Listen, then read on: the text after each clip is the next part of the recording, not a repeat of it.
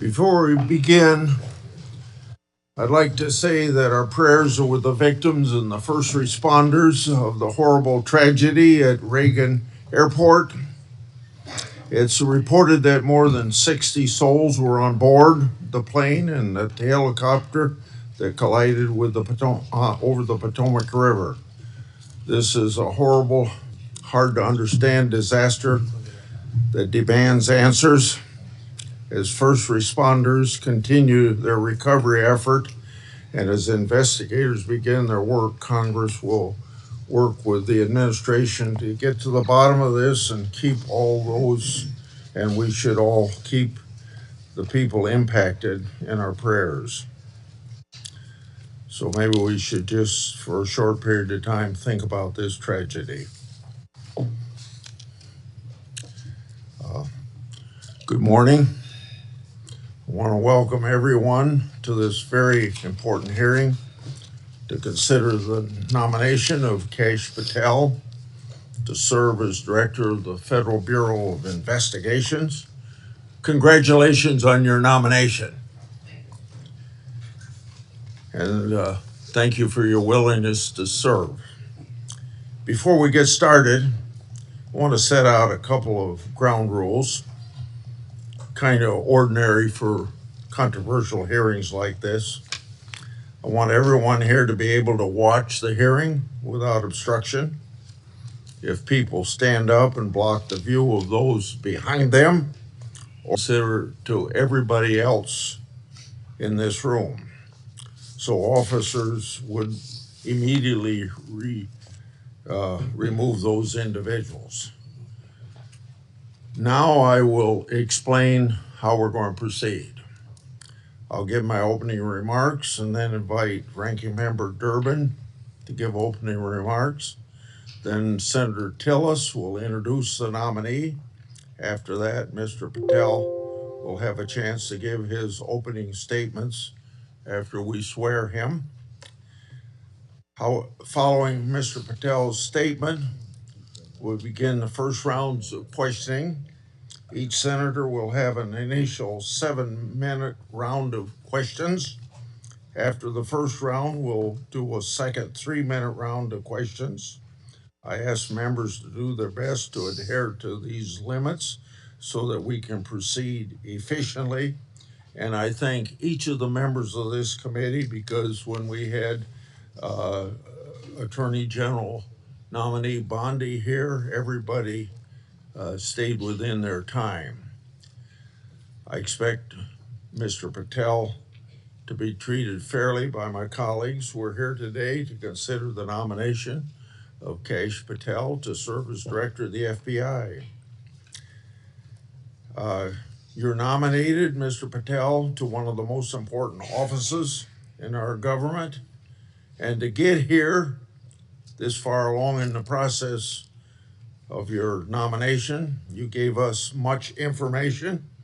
You submitted over 1,000 pages of records to the committee, over 1,000 individual interviews, and many hundreds of hours of media.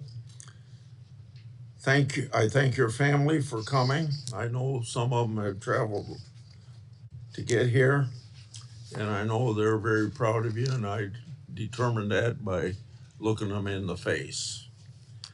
Public trust in the FBI is low.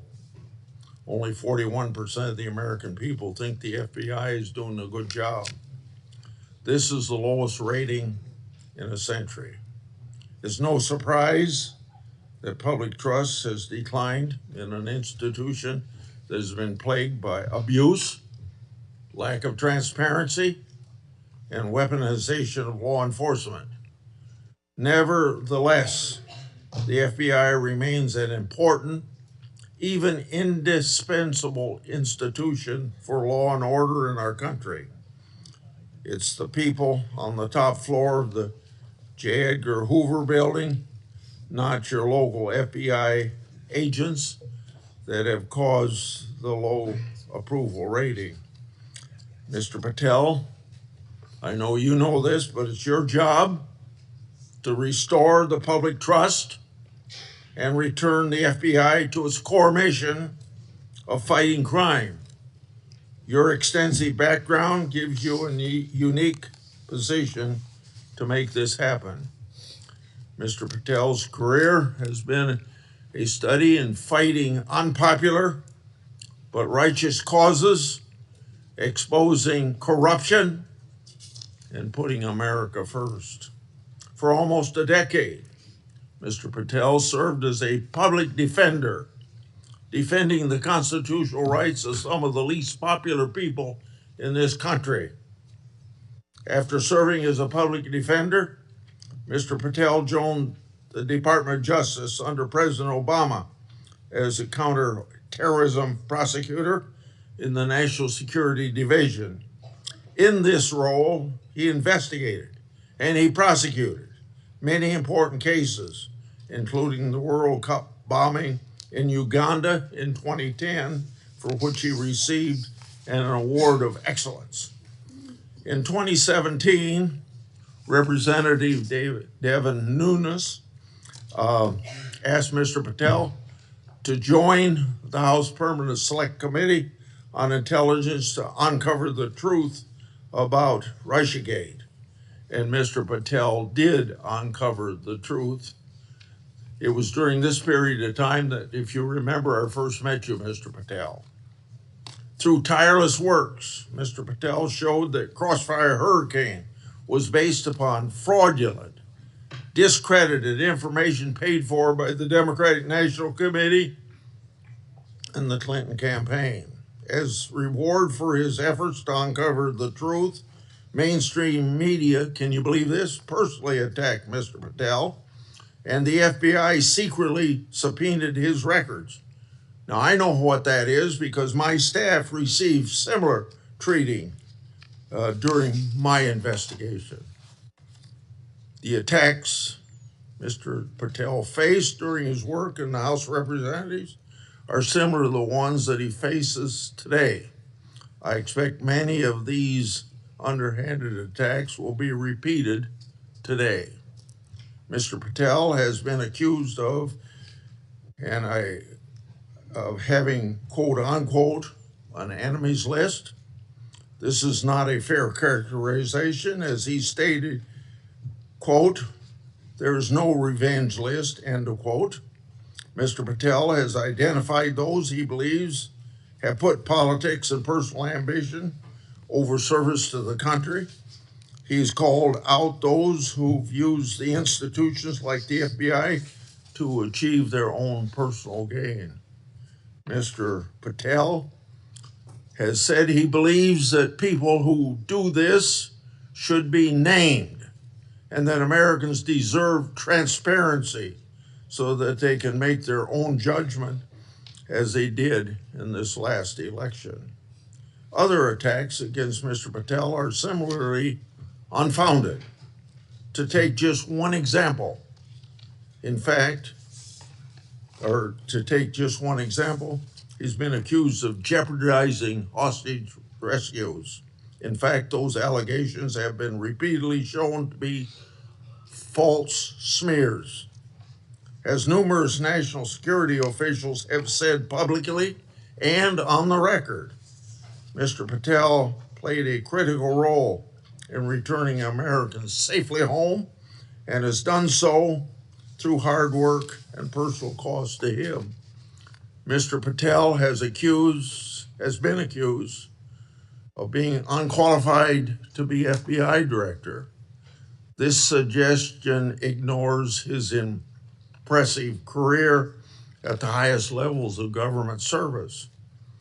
After exposing Russiagate scandal in the Congress, Mr. Patel served in roles such as Senior Director, Counterterrorism at the National Security Council, Deputy Director of National Intelligence, and Chief of Staff to the Acting Secretary of Defense. Mr. Patel managed large intelligence and defense bureaucracies, identified and countered national security threats, prosecuted and defended criminals. He's done this while fighting for transparency and accountability in the government. Mr. Patel has precisely the qualifications we need at this time when the FBI is not being respected by our public. Mr. Patel, should you be confirmed, you'll take charge of an FBI that is in crisis. Recently, my oversight exposed that a special agent in charge of the FBI New Orleans field office was on vacation during New Year's Eve and New Year's Day. Of course, that was also included the Sugar Bowl. Senior personnel should be at their posts, not on vacation, during critical security events. And we all remember what happened at that time in New Orleans. But of course, this FBI agent would find it acceptable to do what he did.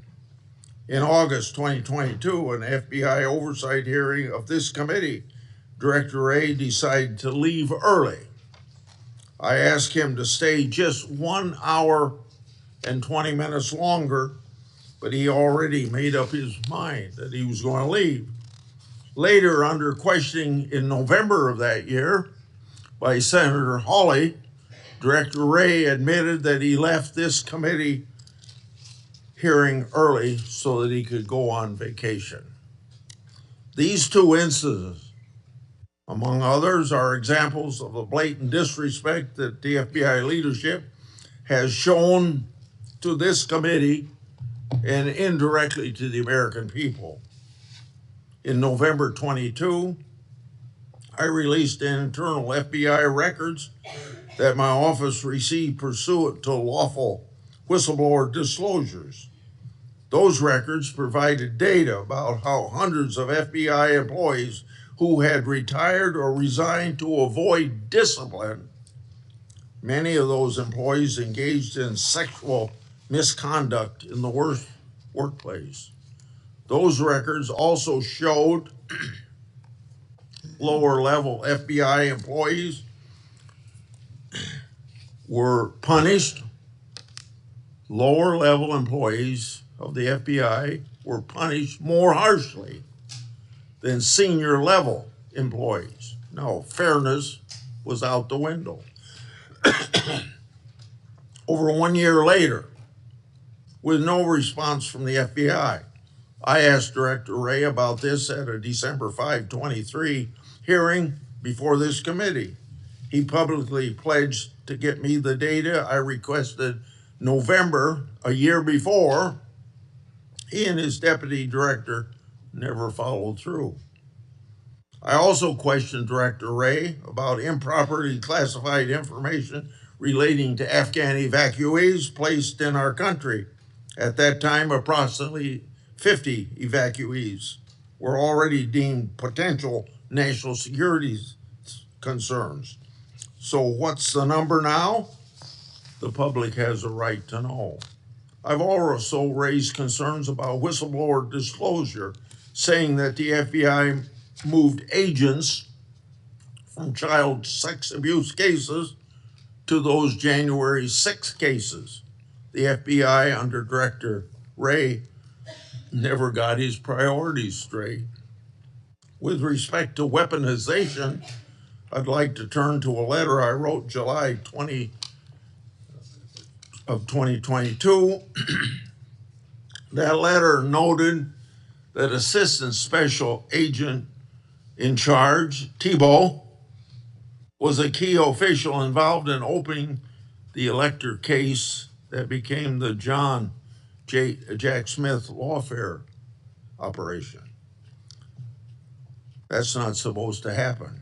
An official at Thibault's rank and position isn't supposed to open cases. That's the job of special agents.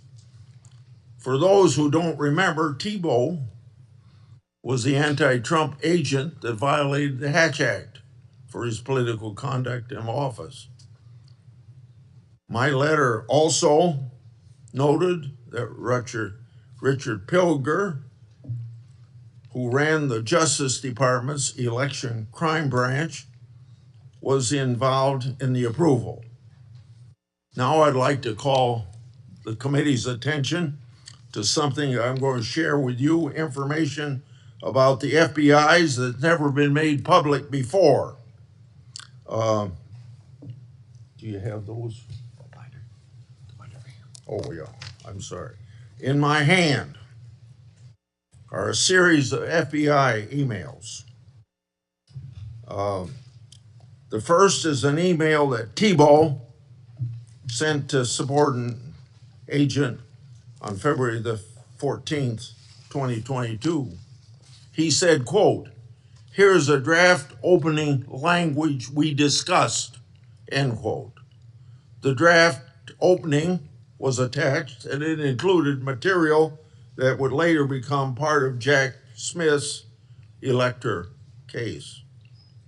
The second email, February 24th, 2022, email from Tebow to John Crabb, a prosecutor in the U.S. Attorney's Office for the District of Columbia, saying, quote, "I had a discussion with the case team and we believe there is predication to include former President of the United States, Donald J. Trump, as a predicated subject," end quote. This FBI case would later be codenamed Arctic Frost. The third email, February 24th, 2022, email from Tebow to John Crabb, noting that the Attorney General and the FBI approval will be sought to open the case. The fourth email, February 25th, 2022, email from Tebow, subordinate agent, saying they added Trump and others as a criminal subject to the case. Tebow responded, quote unquote, "perfect." The fifth email, March 22, 2022, from Tebow, emailing a version of an investigative opening for approval. This didn't include President Trump. I want to make clear, that one didn't include President Trump as a criminal subject. The sixth email is on April 11th, 2022, from Tebow approving the opening of Arctic Frost. The seventh email is an April 13th, 2022 email from FBI agent to Tebow stating that the FBI deputy director approved its opening. The eighth email on the same date had Tebow emailing John Crabb that the elector case was approved. Crabb responded, quote, "Thanks a lot. Let's talk next week," end quote. Between March 22nd and April 13th, other versions of the document opening the investigation existed because a ninth email shows that the FBI General Counsel Office made edits on March 25th. Was Trump still removed as an investigative subject? If so, which Justice Department FBI officials other than Jack Smith later added him for prosecution? I expect the production of all records on this matter to better understand the full fact pattern and whether other records exist. Notably, approval of these documents was also given by Richard Pilger. This committee has written about Pilger undermining the Justice Department's efforts during the 2020 election for partisan purposes. These emails and documents substantiate my July 2022 letter, which the FBI ignored. And I hope you, when you get there, won't ignore my letters. Partisan FBI agents and DOJ officials tried and ultimately succeeded in launching a full field criminal investigation and prosecution of the President of the United States. Justice Department and FBI leadership acted in concert to further a political scheme to take down Trump, just like they did with Crossfire Hurricane. They have yet to learn a lesson, and I hope you'll learn that lesson for them or teach that lesson. And their conduct, yet again, seriously eroded integrity of this once storied institution. As I've said before, if a politically charged investigation is to be open, it must be done the right way. And that didn't happen here. Mr. Patel, in my time, I've never seen our law enforcement intelligence community institution so badly infected with political decision making. And I say intelligence community because you know what happened when 55 people, former or present intelligence agencies, signed a letter in 2020 that the laptop was a Russian hoax, as an example. So all of this is these institutions breaking faith with we the people. Mr. Patel, you must be fair, you must be consistent, but you must be aggressive. Your actions must be based on accountability. And transparency brings accountability. Should you do so, you'll have my support. And remember, either you're going to run your agency or the agency's going to run you. And the agency certainly ended up running Director Ray and probably people before him. Without objection, I'm going to put in this letter in the record, and this letter is sent to Director Ray December the 9th last year, calling for him and his deputies to step down, and it's titled, quote unquote, failures. Now I turn to Ranking Member Durbin. Thank you, Mr. Chairman. I appreciate your commitment to the Judiciary Committee's longstanding bipartisan practice of vetting presidential nominees. A little history. The FBI dates back to the start of the last century, 1908, when then Attorney General Charles Bonaparte organized a special agent force. J. Edgar Hoover became director of the FBI in 1924 and led the Bureau for 48 years until his death in 1972. He is credited with professionalizing the Bureau and developing its investigative ability. However, with little or no oversight, Hoover also used the Bureau's investigative powers improperly. He infamously directed the FBI to spy on Dr. Martin Luther King Jr., Thurgood Marshall, and other civil rights leaders of the day. In 1975, the United States Senate created Frank Church's committee, and they disclosed widespread abuses by the FBI and other U.S. intelligence agencies. The Church Committee concluded these agencies had engaged in illegal surveillance, and as a result, quote, groups and individuals have been assaulted, repressed, harassed, and disrupted because of their political views, social beliefs, and their lifestyles. And quote, the intelligence agencies have served the political and personal objectives of presidents and other high officials. The Hoover era of the FBI, the Watergate scandal, and the findings of the Church Committee highlighted the risk of political interference in FBI investigations and led to significant, important reform. In 1976, Congress passed a law that limits the FBI director to a single term of 10 years, which was intended to insulate that position from political influence. And critically, we made the FBI director's appointment subject to the advice and consent of the Senate. That's why we're here today. Since 1935, the motto of the FBI has been fidelity, bravery, integrity.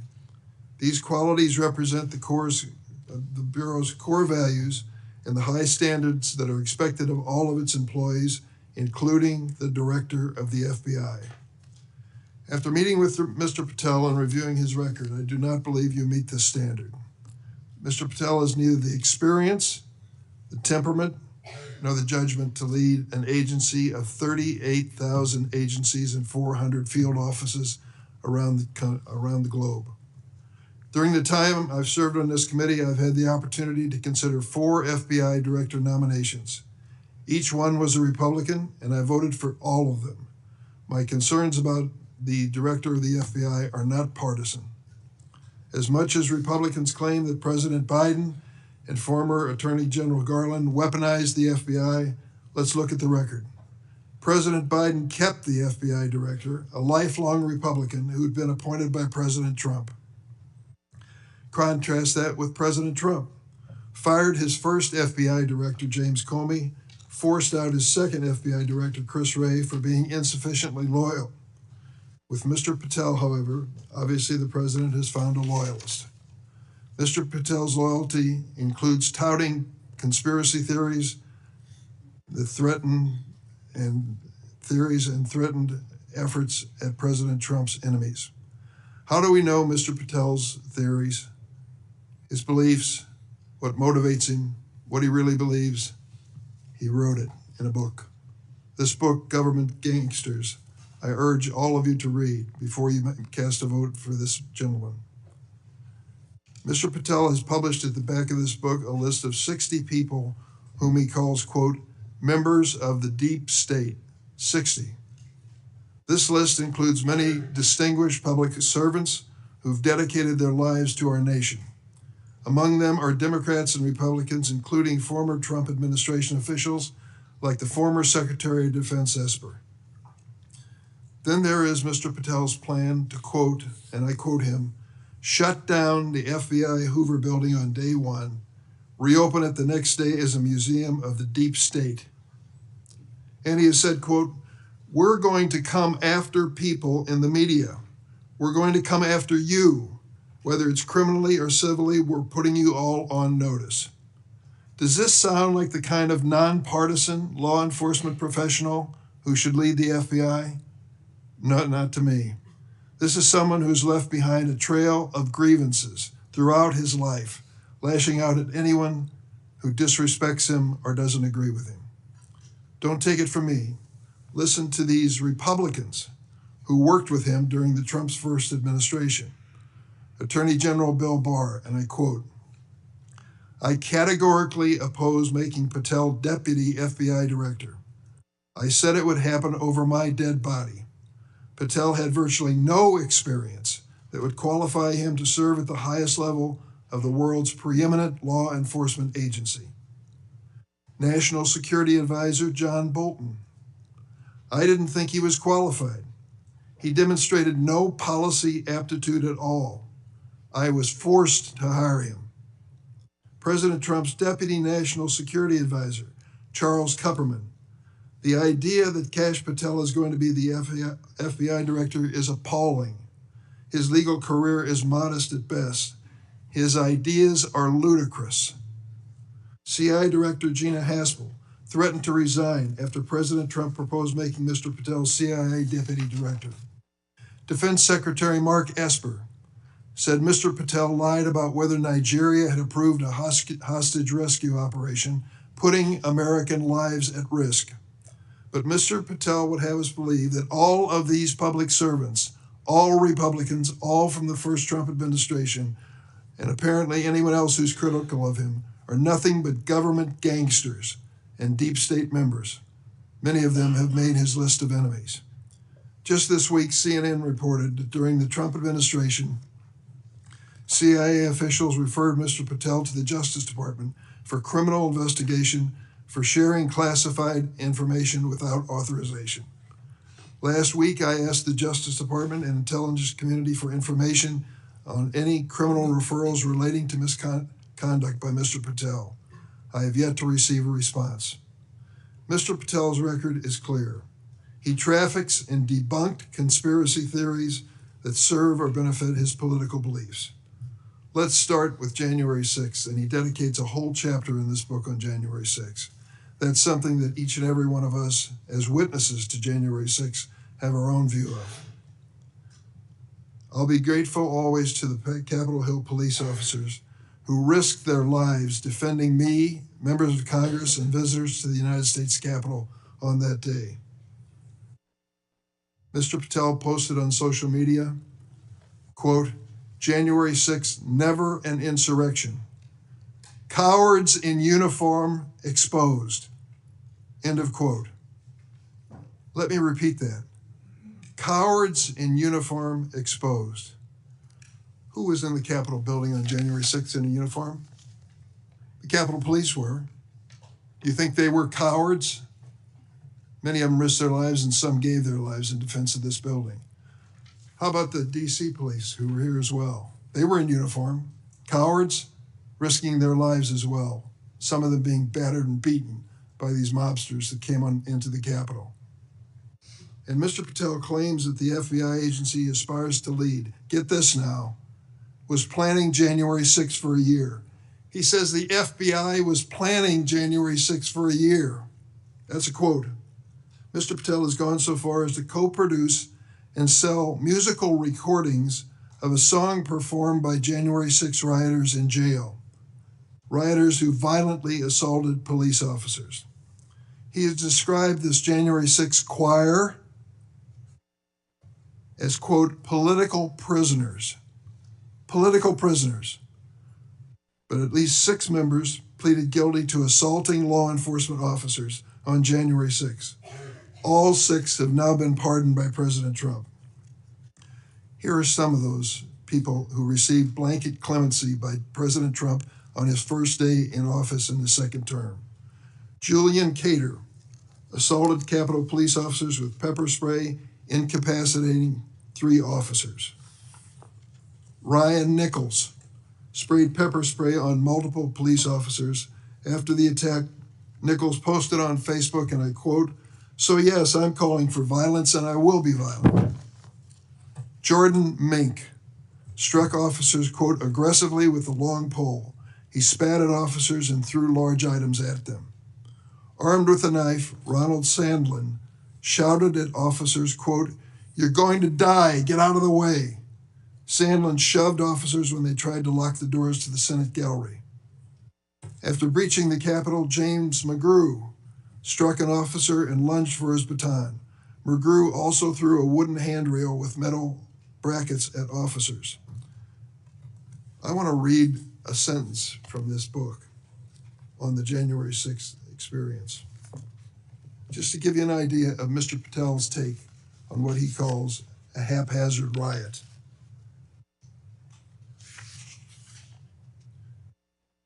By everything we could see, the crowd at the Capitol was unarmed or armed only with non-lethal objects like bottles, flagpoles, or bike racks.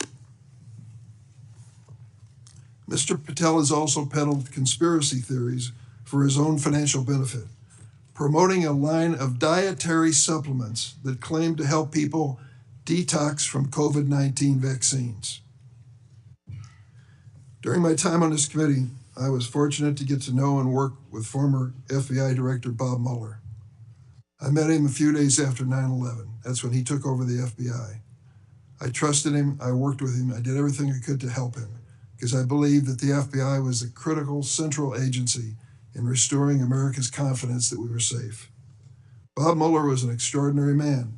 Oh, he was a Republican, make no bones about it. He said it and admitted it, and I knew it. He comes from the San Francisco area. And when he was in college and graduated, a friend of his a year ahead of him had enlisted in the Marine Corps and was killed in Vietnam. Bob was inspired to do the same thing, join up in the Marine Corps, and he did. And he was a first lieutenant in Vietnam. He received a Bronze Star with a Valor Pin, and he also received a Purple Heart. He was injured in battle. I read about his experience because after he was healed from that wound to his leg, he returned to combat. He was just that kind of fella. Regardless of party, he was a real American. He was a longtime federal prosecutor, a U.S. attorney, the head of the DOJ's criminal division, and acting deputy attorney general before he became head of the FBI. After 9/11, I worked with him, and we had a good relationship, a professional relationship. We didn't always see eye to eye, but I respected him so much for what he had given to this country. In this book, Mr. Patel calls Director Bob Mueller, quote, a swamp creature. With all due respect, Mr. Patel, I've not worn the uniform of this country, and neither of you. To think that you would denigrate Bob Mueller's service to our country and call him a swamp creature is an indication of the depths your political views take you. The FBI plays a critical role in keeping America safe from terrorism, violent crime, and other threats. Our nation needs an FBI director who understands the gravity of this mission and is ready on day one, not someone who is consumed by his own personal political grievances. The American people deserve an FBI director focused on keeping our families safe from terrorism, drug trafficking, and violent crime, not the checklist of grievances we find in this book.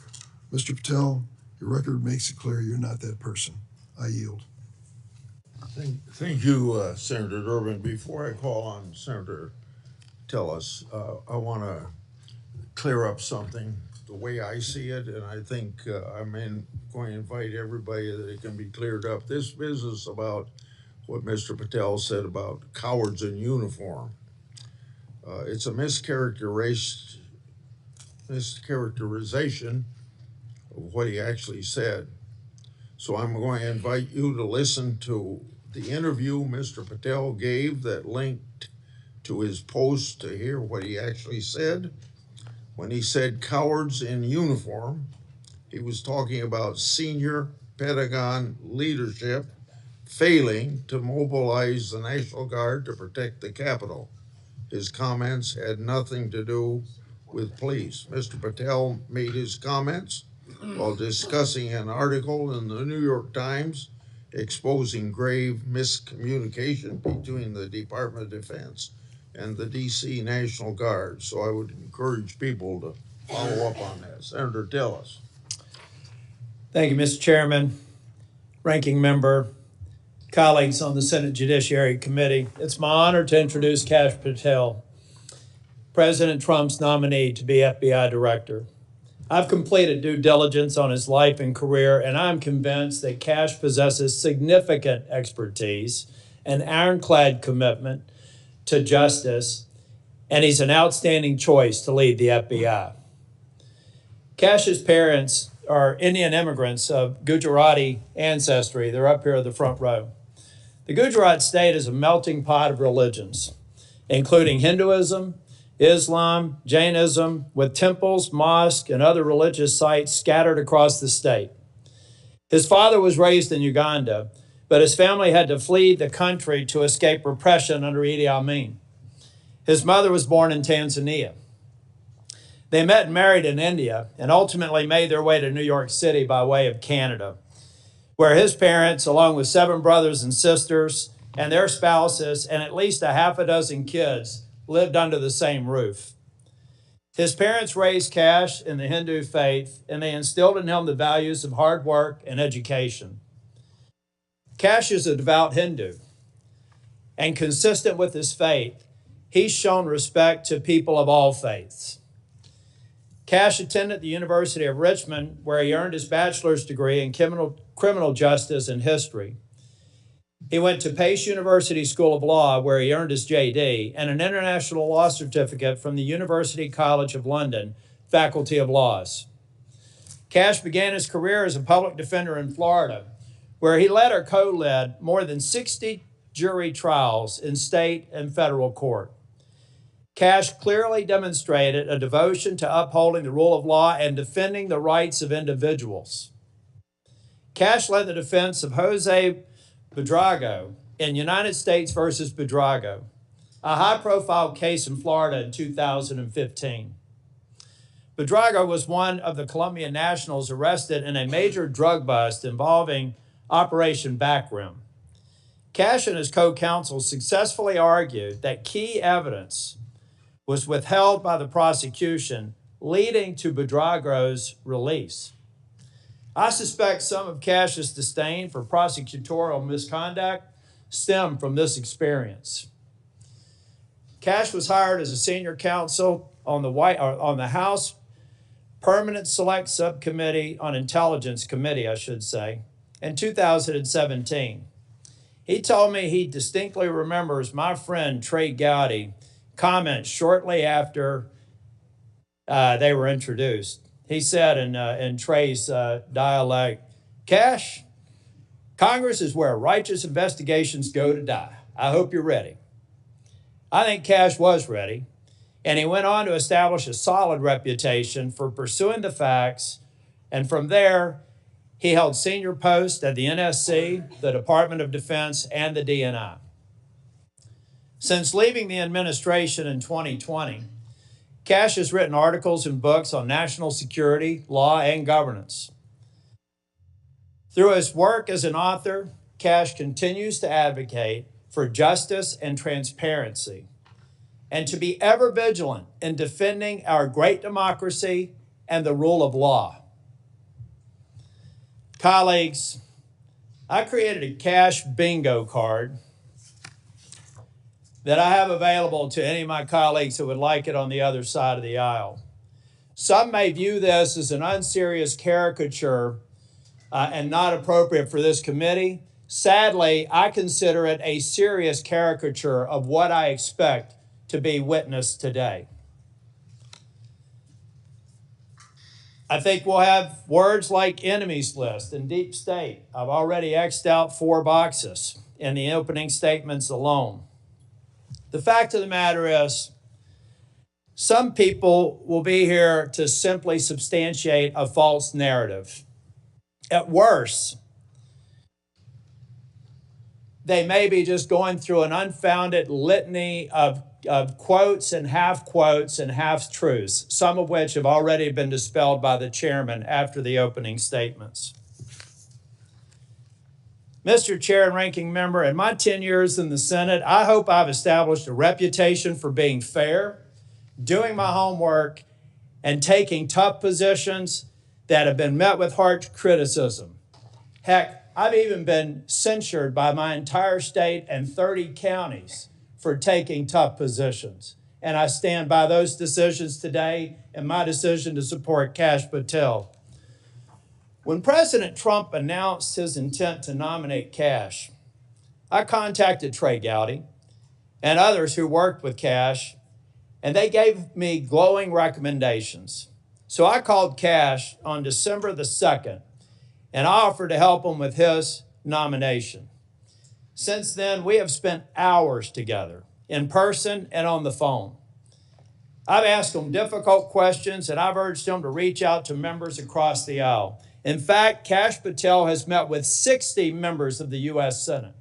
Every member except the last 3 who were sworn in, and the majority of the members on the other side of the dais in this committee and members off the committee.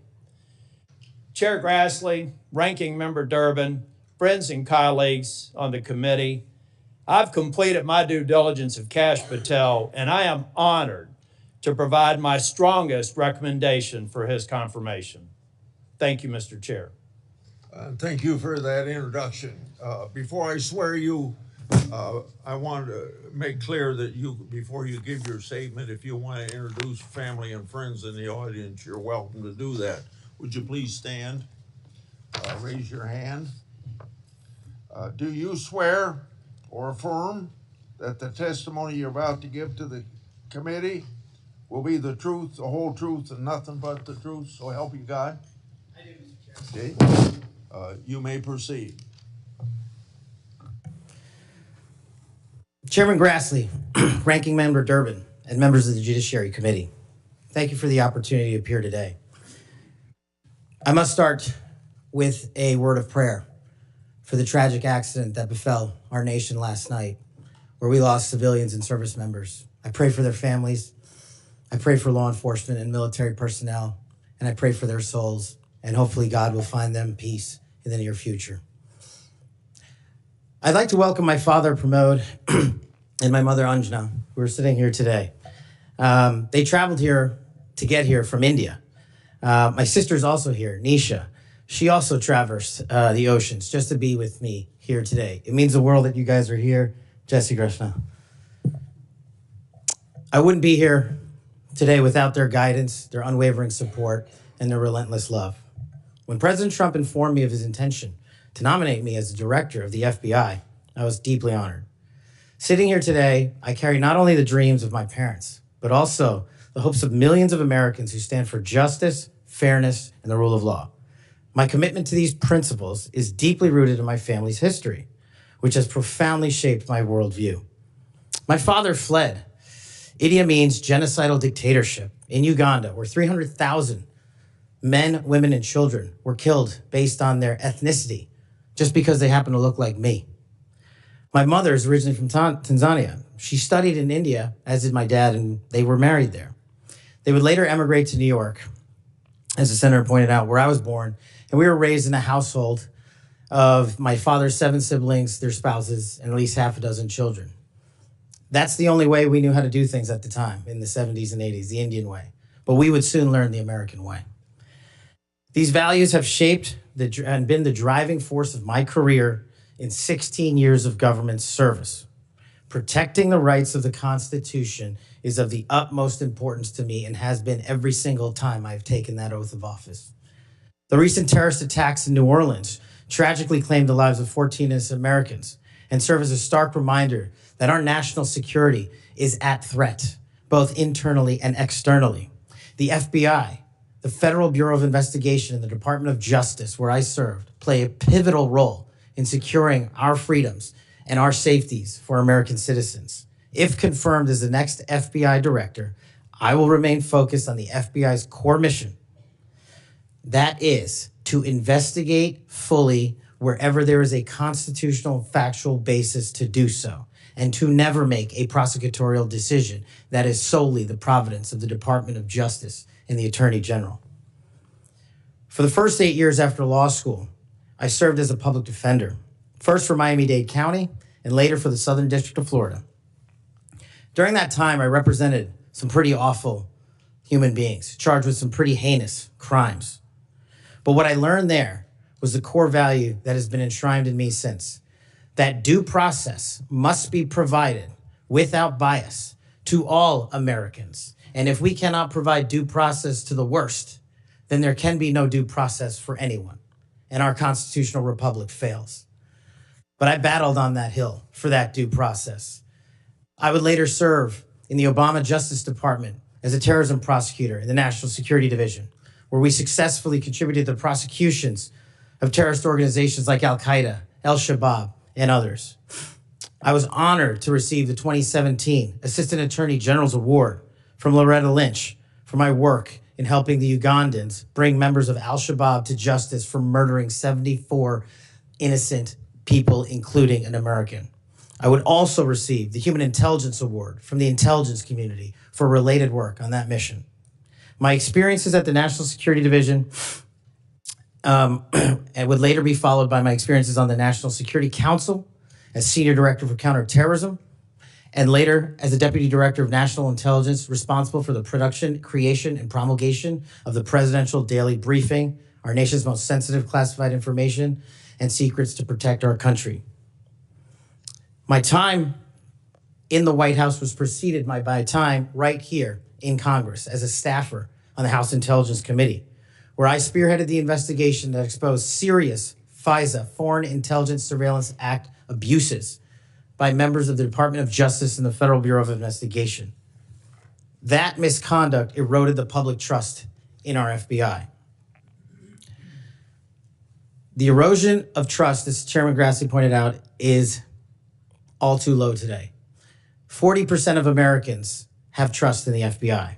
In order to get it back, there's a twofold track, Senator.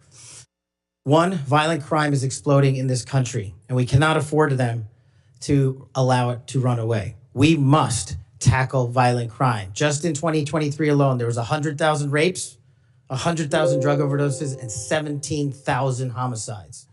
The priority of the FBI, if I'm confirmed, will be to ensure that our communities are protected and safeguarded and our children have parks to play in and not needles to walk over.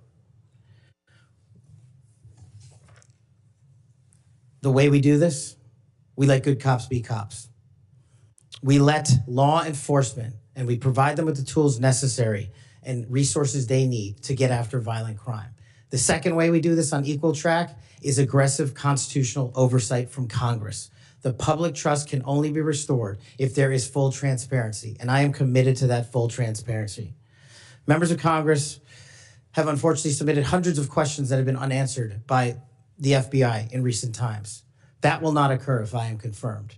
All appropriate requests for information will be responded to expeditiously and fully.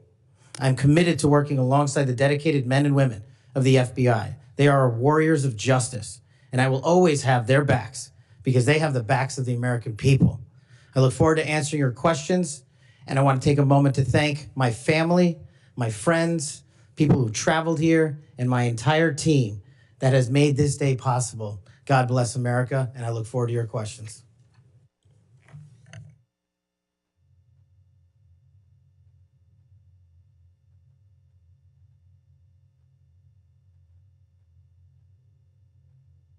Seven minutes first round, is that right? 7 minutes for 3 minutes the second round. Mr. Patel, I'm not going to go through all the things that you've done through your career because I said those in my opening statements, but Democrats on the committee say you don't have experience. What are you most proud of from your career in public service? Mr. Chairman, I appreciate the question. It's really humbling to be afforded the opportunity to have served this country for 16 years. But I think what I'm most proud of is my work in national security, protecting the no-fail mission, returning American hostages, killing high-value terrorists that brought hate and destruction to our shores. I've served that mission in Democratic and Republican administrations, and it is the one mission that we cannot fail, and it is the one mission where the FBI must play a critical role. Okay. As you well know, and you and I discussed this in my office, whistleblowers are critical to rooting out waste, fraud, and abuse. Their courage to come forward and make legally protected disclosures about government wrongdoing benefits the country. I think they're politically, they are good American citizens, just want the government to do what it's supposed to do. I think they're treated by bureaucracies, not just in the FBI, but throughout the bureaucracy, like skunks at a picnic. Will you protect whistleblowers from retaliation, unlike former Director Wray, and promote a culture at the FBI that values whistleblowers' important contributions? Absolutely, Mr. Chairman. I share in your beliefs about the importance of whistleblowers. So we've spent a lot of taxpayers' money ruining whistleblowers. Will you commit to ensuring that no taxpayer money will be used to identify and retaliate against whistleblowers? Senator, if I'm confirmed, it will not. Okay. You and I have heard a lot of criticism about various statements about January 6th. You said, quote, those who broke actual laws should be prosecuted, end of quote. But you've also called out the partisan nature of prosecutions and compared how the Biden Justice Department treated January 6th defenders with how they ignored many other crimes. Those include crimes related to illegal immigration, as well as riots that took place around the country. So explain your position on January 6th to this committee, and how do you respond to critics who say that you're anti-law enforcement? Mr. Chairman, I greatly appreciate the question, the opportunity to discuss that. If anyone wants to consider me as anti-law enforcement, then look at my 16 years in government service, whether I was trying 60 jury trials in state and federal court upholding the rights of the indigent and breathing life into constitutional due process, or later as a national security prosecutor, where I served this country and overseas, and later when I was a Joint Special Operations Command civilian embedded with SEAL Team 6 and Delta, chasing down some of the most high-value target terrorists there are on this earth and successfully achieving a mission end state. I have always respected law enforcement. I have taken that oath and will take that oath again, God willing, to be the next director of the FBI. As for January 6th, I have repeatedly, often, publicly, and privately said there can never be a tolerance for violence against law enforcement. And anyone that commits an act of violence against law enforcement must be investigated, prosecuted, and imprisoned. And on January 6th, I said the same thing about acts against law enforcement.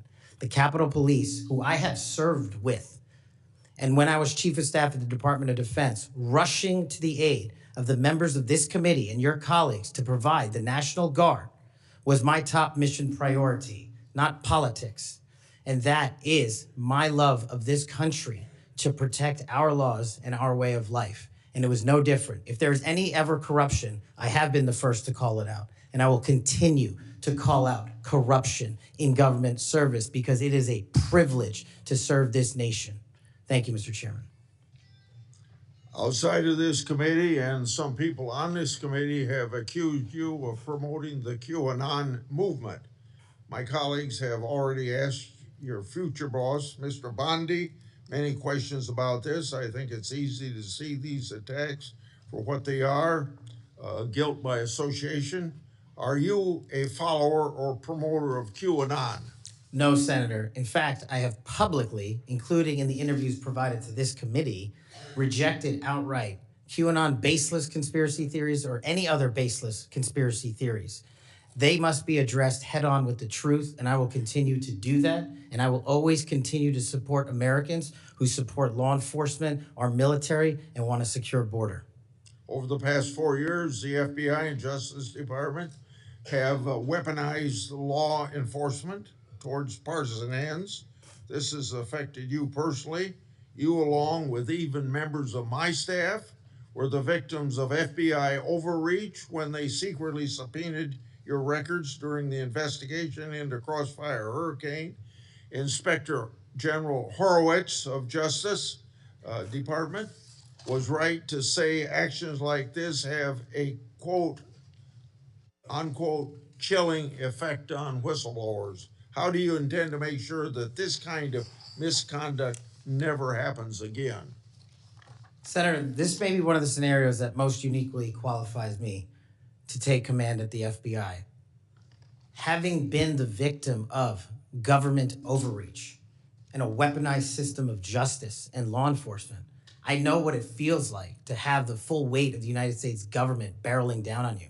And as the Biden Inspector General determined those activities by the FBI and DOJ were wholly improper and not predicated upon law and facts, I will ensure, if confirmed, that no American is subjected to that kind of torment, to that kind of cost, financially and personally.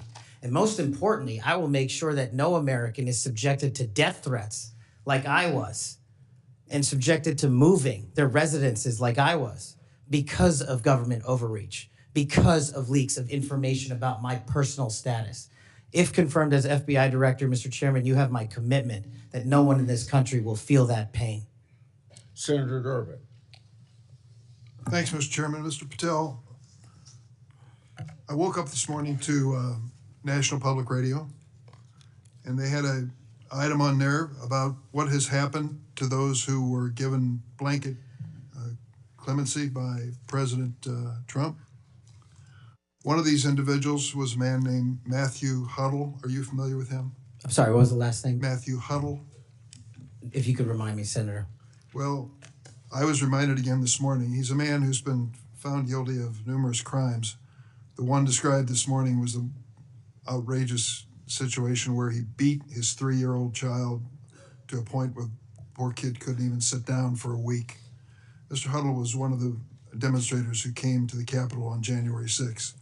He was incarcerated and charged with and pled guilty to crimes that he had committed, violence against police officers.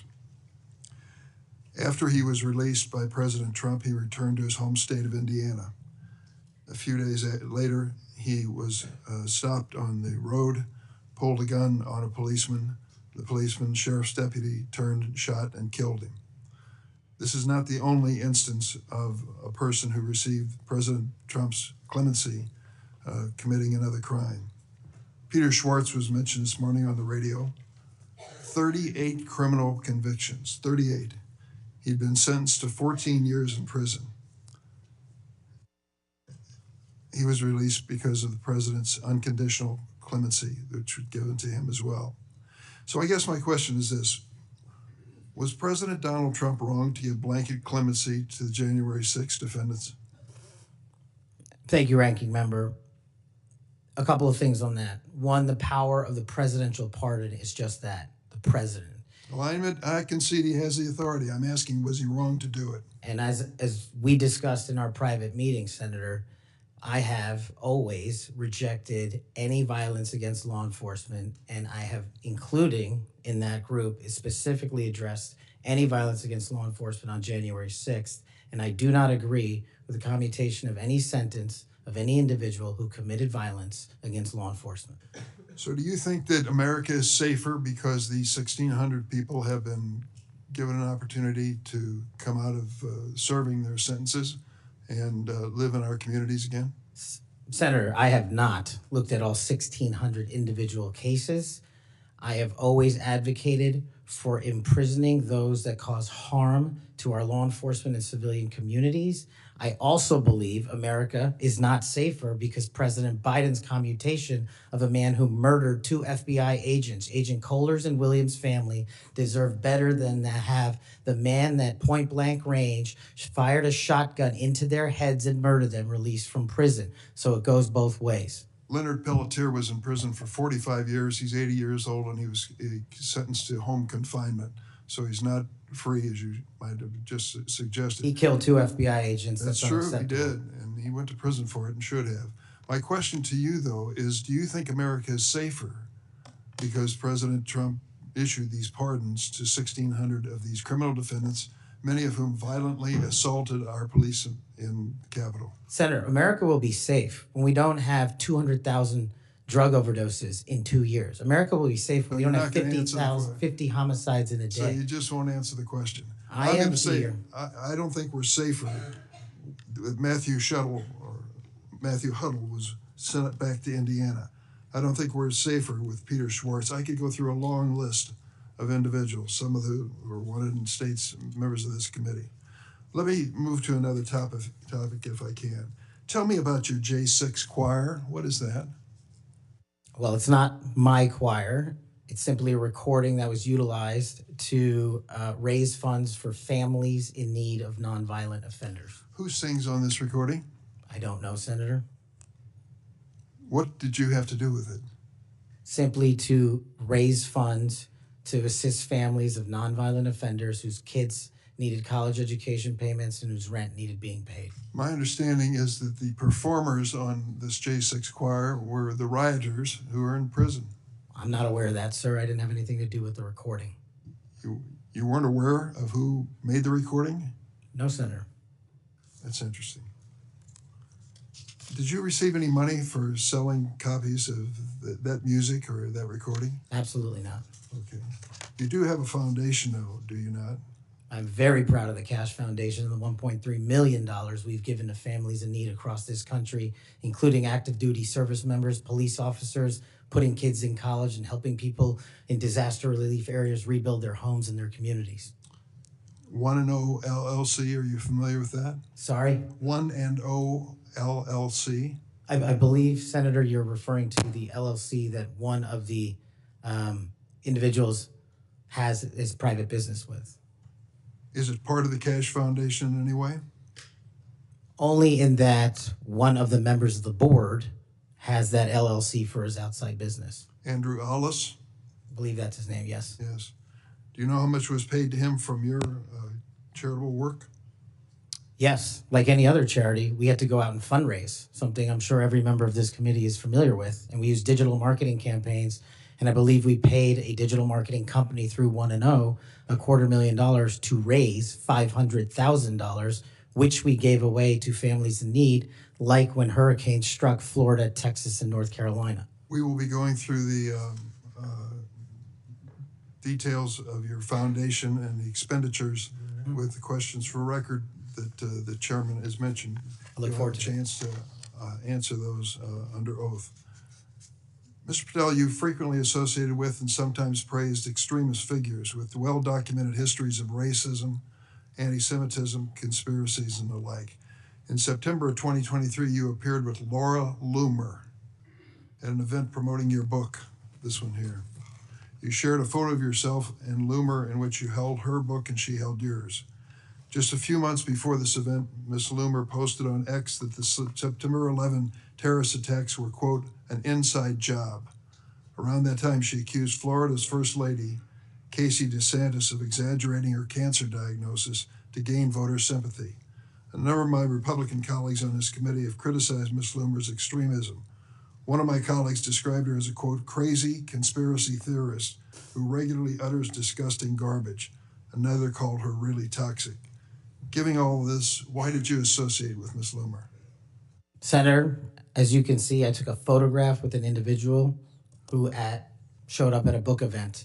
I don't believe I'm guilty by association, and I certainly don't believe that an individual who was the first minority to serve as the Deputy Director of National Intelligence for this country is a racist in any way, and I detest any conjecture to the contrary.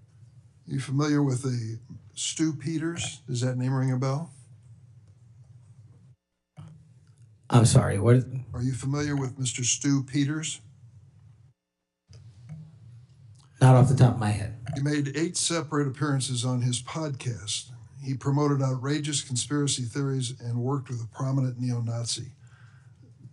There are more, Ted Nugent, it goes on, list goes on. I'm just asking, when it comes to your association with individuals, why are so many of them in this category? My association, as you loosely define it, is by appearing in media over 1,000 times to take on people who are putting on conspiratorial theories and to devour them of their false impressions and to talk to them about the truth. That is something that I will always continue to fight for, Senator. Senator Graham. Thank you. We'll eventually talk about the FBI. That's the job you're up here for, right? Have you ever been subject to racism as an individual? Unfortunately, Senator, yes. I don't want to get into those details of my family here. Let's get into a few of them. Tell me about it.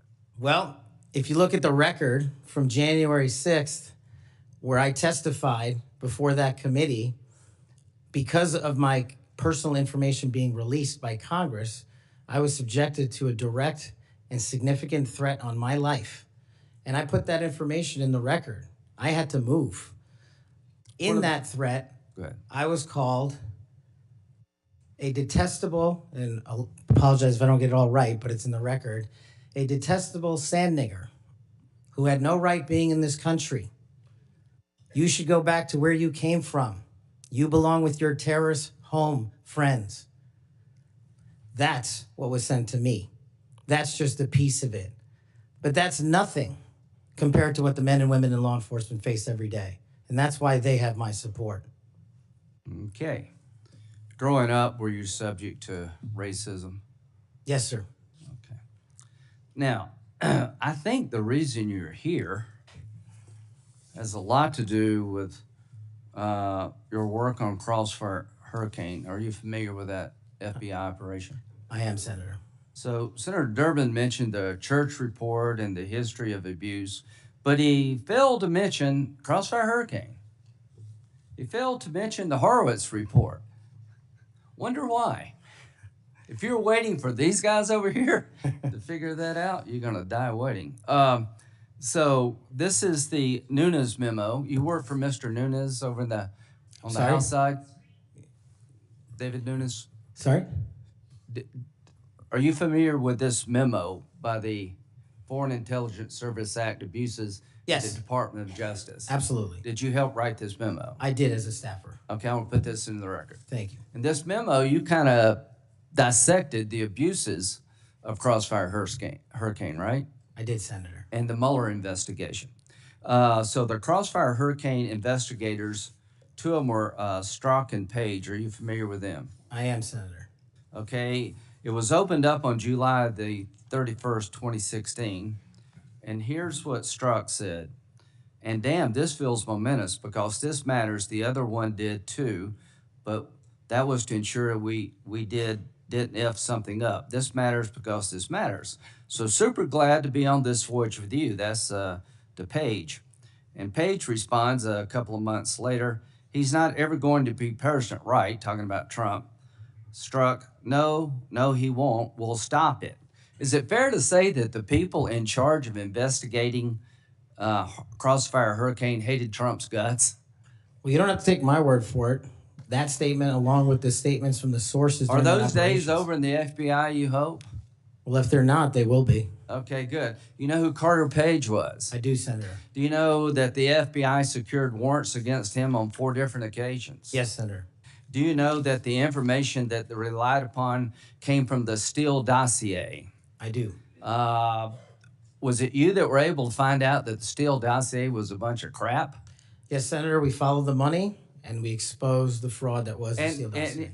And the primary subsource was Ignor Danchenko, right? That's correct, Senator. And he was actually a Russian analyst. That's right. Are you aware that in January he told the FBI that, let's see, what did he tell the FBI? Steele had no proof to support the statements, then it was just talk.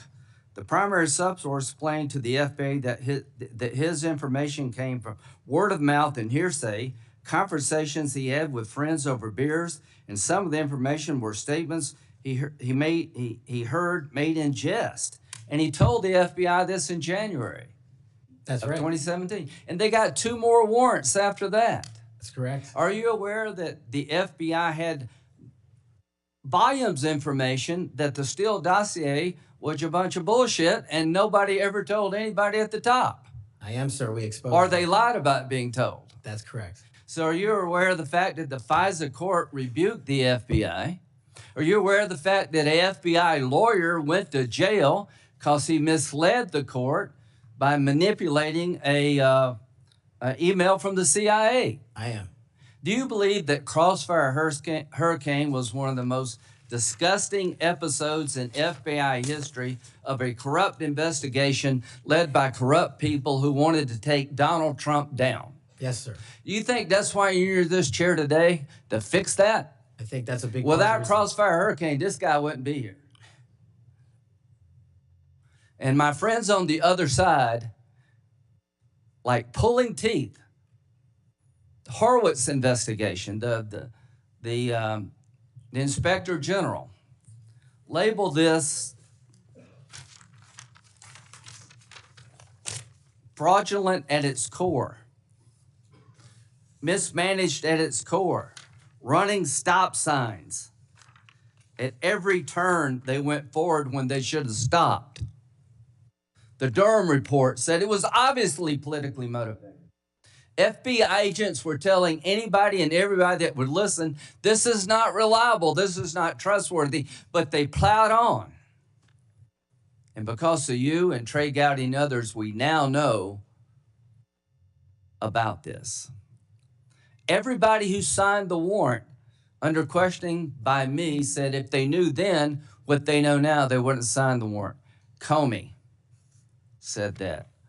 Yates said that. Rosenstein said that. The reason you're here is because most of the public, almost every Republican believes that the FBI has been used continuously in a political fashion, ignoring evidence, making up evidence, lying to get Donald Trump. And when it came to the Hunter Biden laptop, they told every social media outlet in October 2020, oh, that's Russian disinformation. That was BS too. Right before the election, the FBI intervened to shut reporting on the Hunter laptop down as being Russian misinformation, according to Zuckerberg. Do you promise all of us those days are over at the FBI? Yes, Senator, they are. Are you proud of what you did to find all that? Absolutely. You think that's why you're here today, is to make sure that never happens again? The American people deserve just that. Thank you. Senator Whitehouse. Thanks, Chairman. Welcome, Mr. Patel.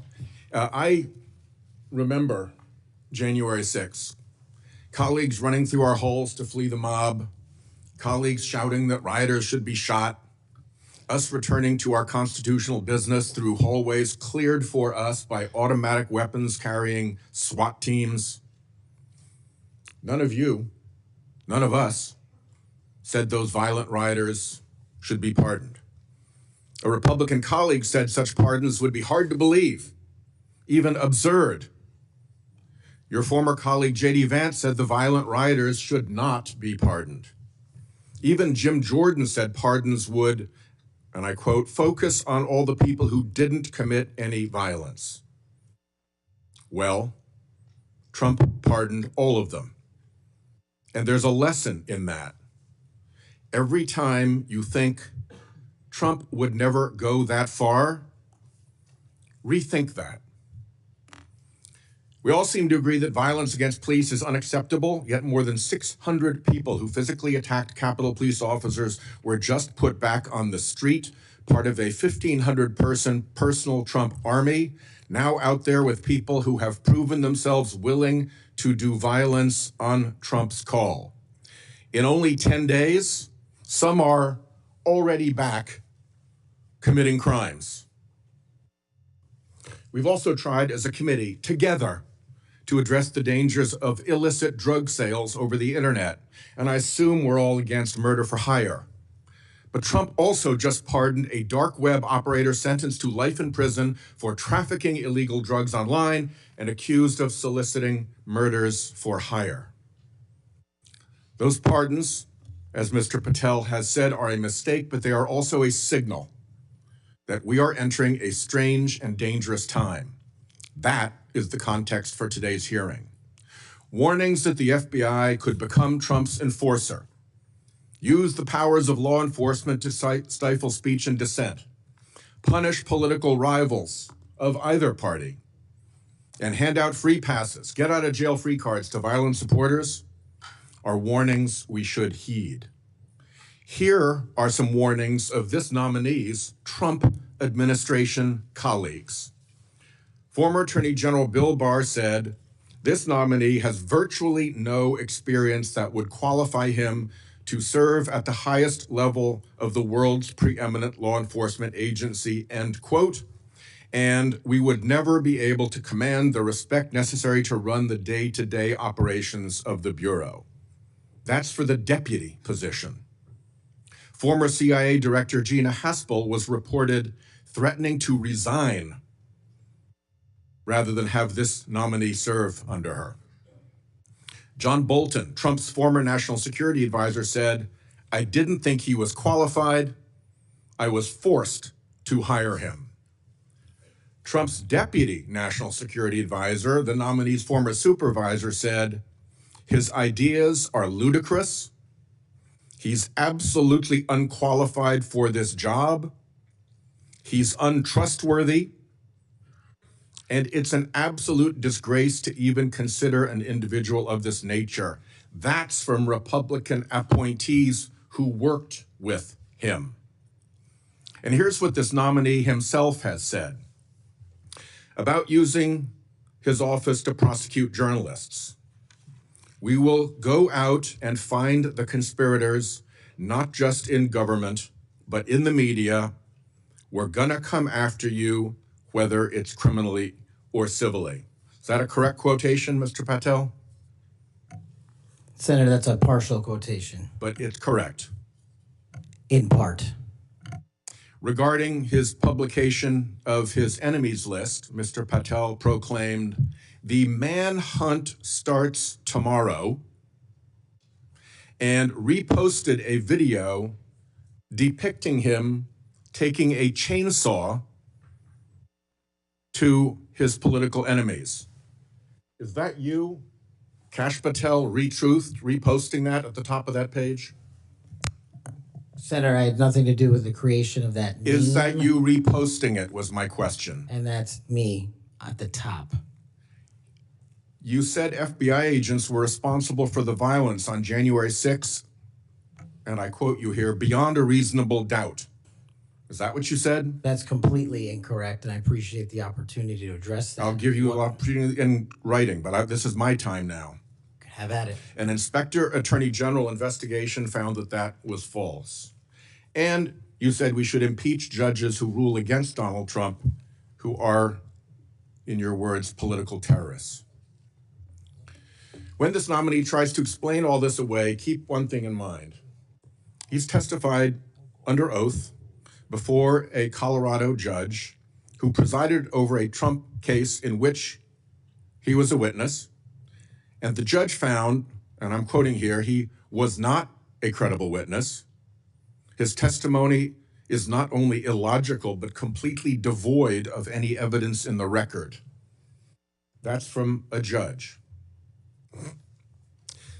This is a dangerous time, and I ask all my colleagues to consider whether these plain comments by this person and by his own Trump administration colleagues should be given a blind eye, just overlooked, or whether, like the warnings of pardoning violent January 6 offenders, they're warnings to be heeded. There is an unfathomable difference between a seeming facade being constructed around this nominee here today and what he has actually done and said in real life when left to his own devices. Conduct shows character. And if you look at history, you see the danger of security chiefs in authoritarian regimes becoming the tools of political power. The characteristics that they often show are that they are vengeful,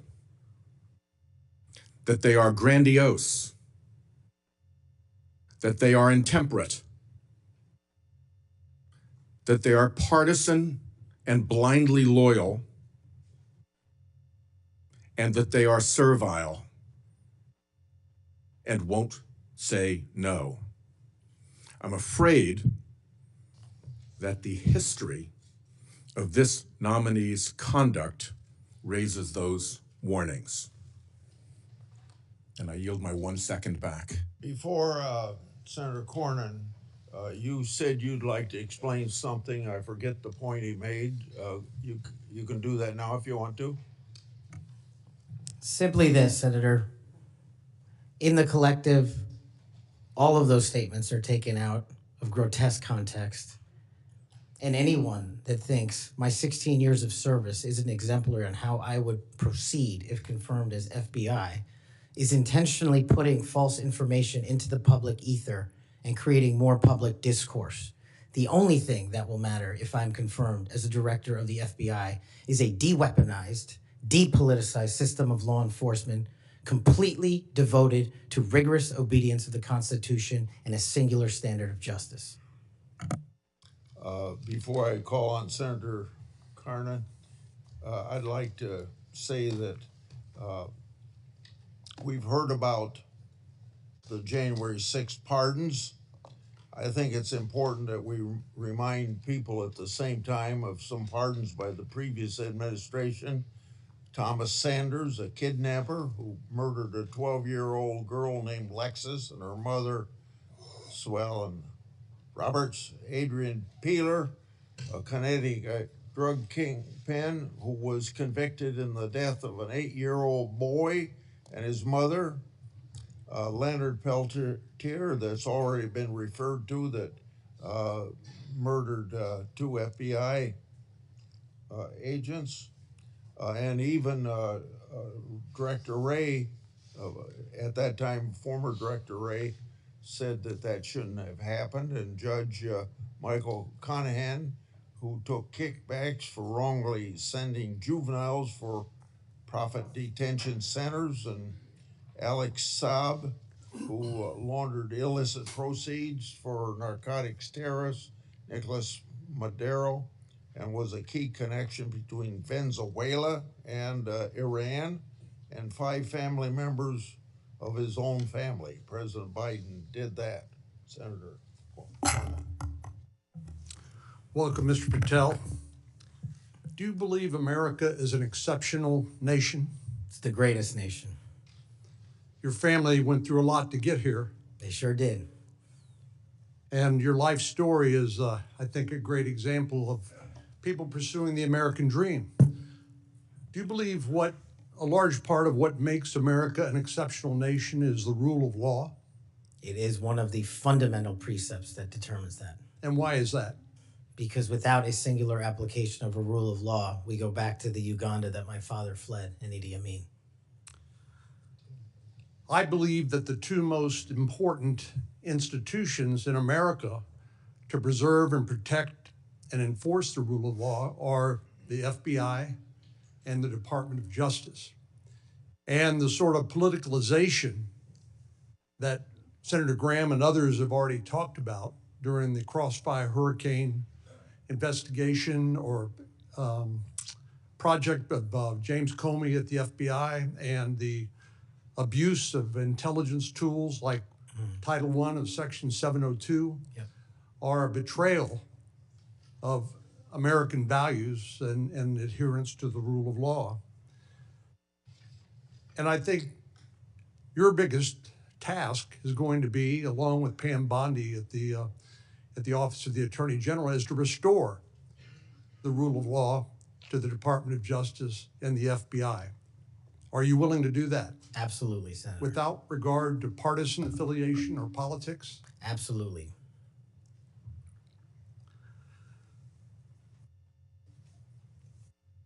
Do you believe President Trump, as the commander-in-chief, needs access to all of the lawfully available intelligence that can be collected by the American intelligence community in order to inform him so that he can make good judgments as commander-in-chief to assure the safety and security of the American people? Having been responsible for the collection and predication and promulgation of that intelligence, I firmly believe he and every president must have it. And so you would not support any impractical or perhaps immaterial or unworkable ways to inhibit the flow of that information to President Trump? No, I would not. So let me just ask you, you and I have talked about this a number of times, and this has come up before in a number of different contexts. But as I've always said, I think Section 702 of the Foreign Intelligence Surveillance Act is the most important law that most Americans have never heard of. Yeah.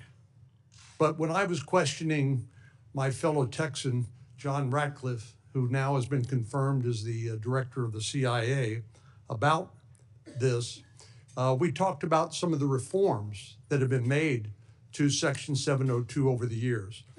This has been an ongoing conversation here in Congress. People like my colleague here, Senator Lee, and others have proposed reforms, which I think have gone a long way to help protect the privacy rights of American citizens. But let me just point out some of the improvements that have been made over the years. This is not the same 702 that was in effect during President Trump's first terms. These are a number of things that we did together on a bipartisan basis to make sure that the balance between the national security interests of the American people and the privacy and constitutional rights of American citizens were protected. Do you agree with that? Yes, Senator, I do. And I think Senator Tillis, with his typical outstanding graphics, has a wonderful handout which lays all of that out. But one of the things that's come up, and we've discussed this, is the idea that in order to query lawfully collected intelligence under Section 702, that somehow if a U.S. person's name is involved, that a warrant would be required. Now, you're a lawyer who's represented defendants as a public defender. You understand that what probable cause is required, what sort of evidence is required to be produced to a judge in order to get a warrant. Do you believe a warrant requirement is a practical and workable or even a necessary element of 702? If I may just give some context on that, Senator. Having a background not only utilizing FISA and 702 as a national security prosecutor, but as a civilian at JSOC and later as an intelligence official and the Deputy Director of National Intelligence, 702 collection formulates over 45% of the presidential daily briefing that you referred to earlier. I actually have heard it's as high as 60%, it's a lot. It's a lot. And the issue for me is not with FISA and 702. The issue has been those that have been in government service and abused it in the past. And so we must work with Congress to provide the protections necessary for American citizens. Dealing with these matters, including hostage rescue operations in real time, which we use FISA collection to find and save American hostages, having a warrant requirement to go through that information in real time is just not comportive with the requirement to protect American citizenry. I'm all open to working with Congress on finding a better way forward, but right now, these improvements that you've made go a long way. Well, and Director Ratcliffe said that he did not believe that, given the context of 702 collection, whether a foreign target communicates with a U.S. person, that there'd be sufficient evidence to go to the Foreign Intelligence Surveillance Court or any other court to demonstrate probable cause. Do you agree with that? Yeah, just in real time, Senator, excuse me, it's almost impossible to make that function and serve the national no-fail mission. I think you hit the nail on the head when you point out the lack of trust. Any of these tools can be abused by people who are willing to break the law or abuse these tools or violate the public trust. Director Ratcliffe again used, I thought, a helpful analogy. I'll see if you agree with it. He said the knives in your kitchen have a very useful and beneficial purpose, but they too can be misused do you agree with that? Absolutely, Senator. And similarly, do you agree that tools like Section 702 of the Foreign Intelligence Surveillance Act can be used appropriately to protect national security, but they can also be abused by people who are willing to cross a line they should not cross? They're both true, and that's why we need to work together to make sure Americans have trust again in these surveillance measures that we utilize to protect our country. Thank you. Senator Klobuchar. Thank you very much, Mr. Chairman. Mr. Patel, I think you know that I have great respect for the men and women of the FBI, their mission, fidelity, bravery, integrity.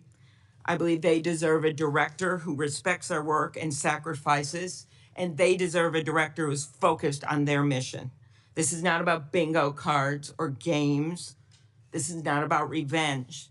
This is about the safety of our country and the people that work in the FBI. And the FBI runs on facts, it runs on truth. Truth matters, and without truth, the whole system breaks down. You said that Donald Trump has every right to tell the world that in 2020, 2016, and every other election in between was rigged by our government because they were. Yes or no, did you say that? I don't have that statement in front of me. But okay, that was from August 27th, 2023 Thrive Time show. I'll put it on the record. These claims made in that statement were rejected by courts, including by Republican judges. Is that correct? I don't have enough of the facts in front of me to make that assessment. I will put that statement on the record, but I think everyone in this committee, including the Republican members, knows that these statements were rejected by courts. You were asked about the police officers in the Capitol who testified in the January 6 hearings, and you accused them of lying. Is that correct or not correct? I don't think that's accurate. Okay, Joe Packed podcast, March 2024, we'll put it on the record. I was there. The police officers were heroes that day. Yes. Did you post on your personal social media account in May of 2024, January 6th, never an insurrection, cowards in uniforms exposed. They broke the chain of command. I believe you're referencing a post that was shown in part earlier. I don't have it in front of me. You posted it, and it was on your account, and we will again put that out there once more as we go on. I don't want to lose any more time on this, but every one of these, there's a record of it, and you haven't answered. You promoted a COVID vaccine reversal or detox supplement. One scientist said, I quote, "None of these substances in any form would minimize side effects from a COVID-19 vaccine." That is preying on innocent people. Did you perform clinical trials before you made that claim? I'm not a doctor, so no. But you did promote this supplement and told people that it would reverse or mitigate the side effects from COVID vaccine. Did I give people an opportunity to make an independent choice for what's best for their families? Yes. You did that last year, correct? I don't have it in front of me again, Senator.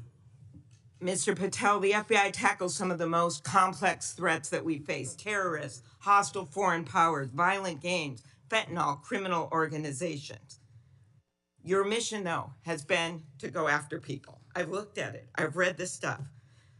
Yes or no, When Trump wins, did you say this? When Trump wins in 2024 and is in power in 2025, we can prosecute them, referring to Justice Department officials for an actual RICO statute violation for criminally organizing the United States government to break the law to rig presidential elections. Did you say that, yes or no? Again, Senator, you're reading a partial statement, so I'm unable to fully respond. Okay, again, we'll put it on the record. X22 report podcast 20, that is from, I'll get you the date, about a year ago.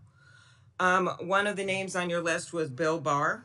Chairman Grassley has called him one of the most capable cabinet officials I've ever been able to vote for. Senator Graham has said, I have nothing but total respect and admiration for the job done by William Barr as Attorney General of the United States. Is Bill Barr on your list of whatever you want to call them, been referred to as an enemies list? You've called them deep state after serving his country as the Attorney General of the United States. Is he on your list because of a personal vendetta? Well, it's not whatever we want to call it, Senator. With all due respect, it's not an enemies list. That is a total mischaracterization. I ask you, I actually used the words you used for the list, which was deep state, right? That's what you put at the top. It is a glossary against in the the Attorney back. General of the United States. Is it because of a personal vendetta that he's on the list? You're under oath. I have no personal vendetta against Bill Okay, Barr. he said about you, you would never be able to command the respect necessary to run the day-to-day operations of the Bureau. That was actually in writing in his book. He had virtually, about you, no experience that would qualify you to serve at the highest level of the world's preeminent law enforcement agency, and that your appointment, as noted by Senator Durbin as Deputy Director to the FBI, would happen over his dead body. Is it, yes or no, why you would put him on the list of deep state as a former Attorney General, Trump Attorney General of the United States, because he wouldn't break the law for Donald Trump? Is that why? Absolutely not. As you know, he repeatedly told the president in no uncertain terms that he did not see evidence of fraud that would have affected the outcome of the election. Did you say in February of 2021 that the election stuff was never my job and I stayed out of that stuff? Again, I don't know what comment you're referring to, but I'm sure you're reading a piece of something. You said it on Pushback on a podcast. Is it true, though, that in December of 2020, you reached out to the Trump acting Deputy Attorney General and asked him to investigate a conspiracy theory claiming that people in Italy had used military technology and satellites to remotely tamper with voting machines in the U.S. and switch votes for Trump from Trump to Biden? Is that true? What was the date? That was out of December of 2020. I was Chief of Staff to the Department of Defense, so I don't believe that's accurate in any way. Okay, that came out of testimony before Congress. I will give it to you. Have you referred to the media as the most powerful enemy of the United States that they have ever seen? Is that right? Again, you're reading a quote. I take that you're reading it accurately. CPAC 22324. You said we're going to come after the people in the media who lied about American citizens who helped Joe Biden rig the elections. We're going to come after you, whether it's criminally or civilly. Is that something you said? That's a partial statement of what I said. Steve Bannon's podcast. You also said you would put the entire fake news mafia press corps on your list. Is that correct? Is that what you said? I don't have that in front of me. Benny Johnson's podcast 82123. You have said that the FBI, including today, you said that they remain utterly corrupt. This is an agency with agents who have taken down terrorists, taken down bank robbers, taken down crime. And you wrote that the FBI has become so thoroughly compromised that it will remain a threat to the people unless drastic measures are taken. Do you know that under Chris Wray's leadership, he took over at a very difficult time, we all know that, appointed by President Trump, that during his tenure, the applications to the FBI has in fact tripled? Do you think people would be applying to that agency like in those numbers if they thought it was so corrupt? The American public's trust in it is at 40%. That's an all-time low. Did you say that the FBI headquarters should be shut down and reopened as a museum of the deep state? Mr. Chairman, are we allowed to go an extra time? Let's see, you get a second round. before I call on Senator Lee. Could he just answer the question if he said that the FBI headquarters where they investigate cybercrime and terrorism Mr. should Chair. be shut down and opened as a deep state? Hey, Mr. Chair. As a museum. Did he say that the headquarters should be shut down? Mr. Chair. I deserve an answer to that question. I He guess is it's- asking to be head of the FBI, and he said that their headquarters should be shut down. Mr. Chair, parliamentary inquiry. You got anything you want to say, Mr. Patel, before I go on to Senator Lee? Simply this. If the best attacks on me are going to be false accusations and grotesque mischaracterizations, the only thing this body is doing is defeating the credibility of the men and women at the FBI. I stood with them here in this country. In every theater of war we have, I was on the ground in service of this nation.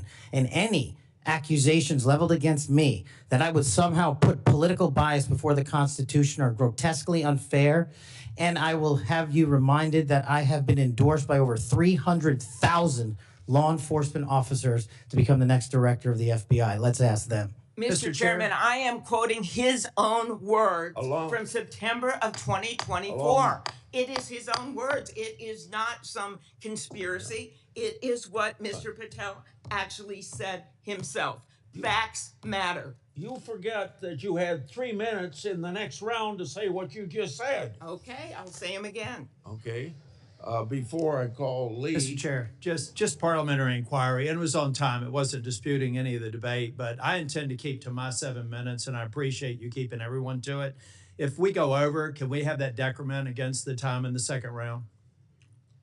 If a member goes over, that was actually 10 minutes, Mr. Chair. I'm not sure that I want to. Sometimes it's faster to get things done here, just letting people shout and than it does to shut them up. Mr. But Chairman. You're a wise man, Mr. before Chair. we- Thank you. before we Mr. go Chairman, Mr. Chairman, Before we go to Lee. Mr. Chairman, Yes, what do you want?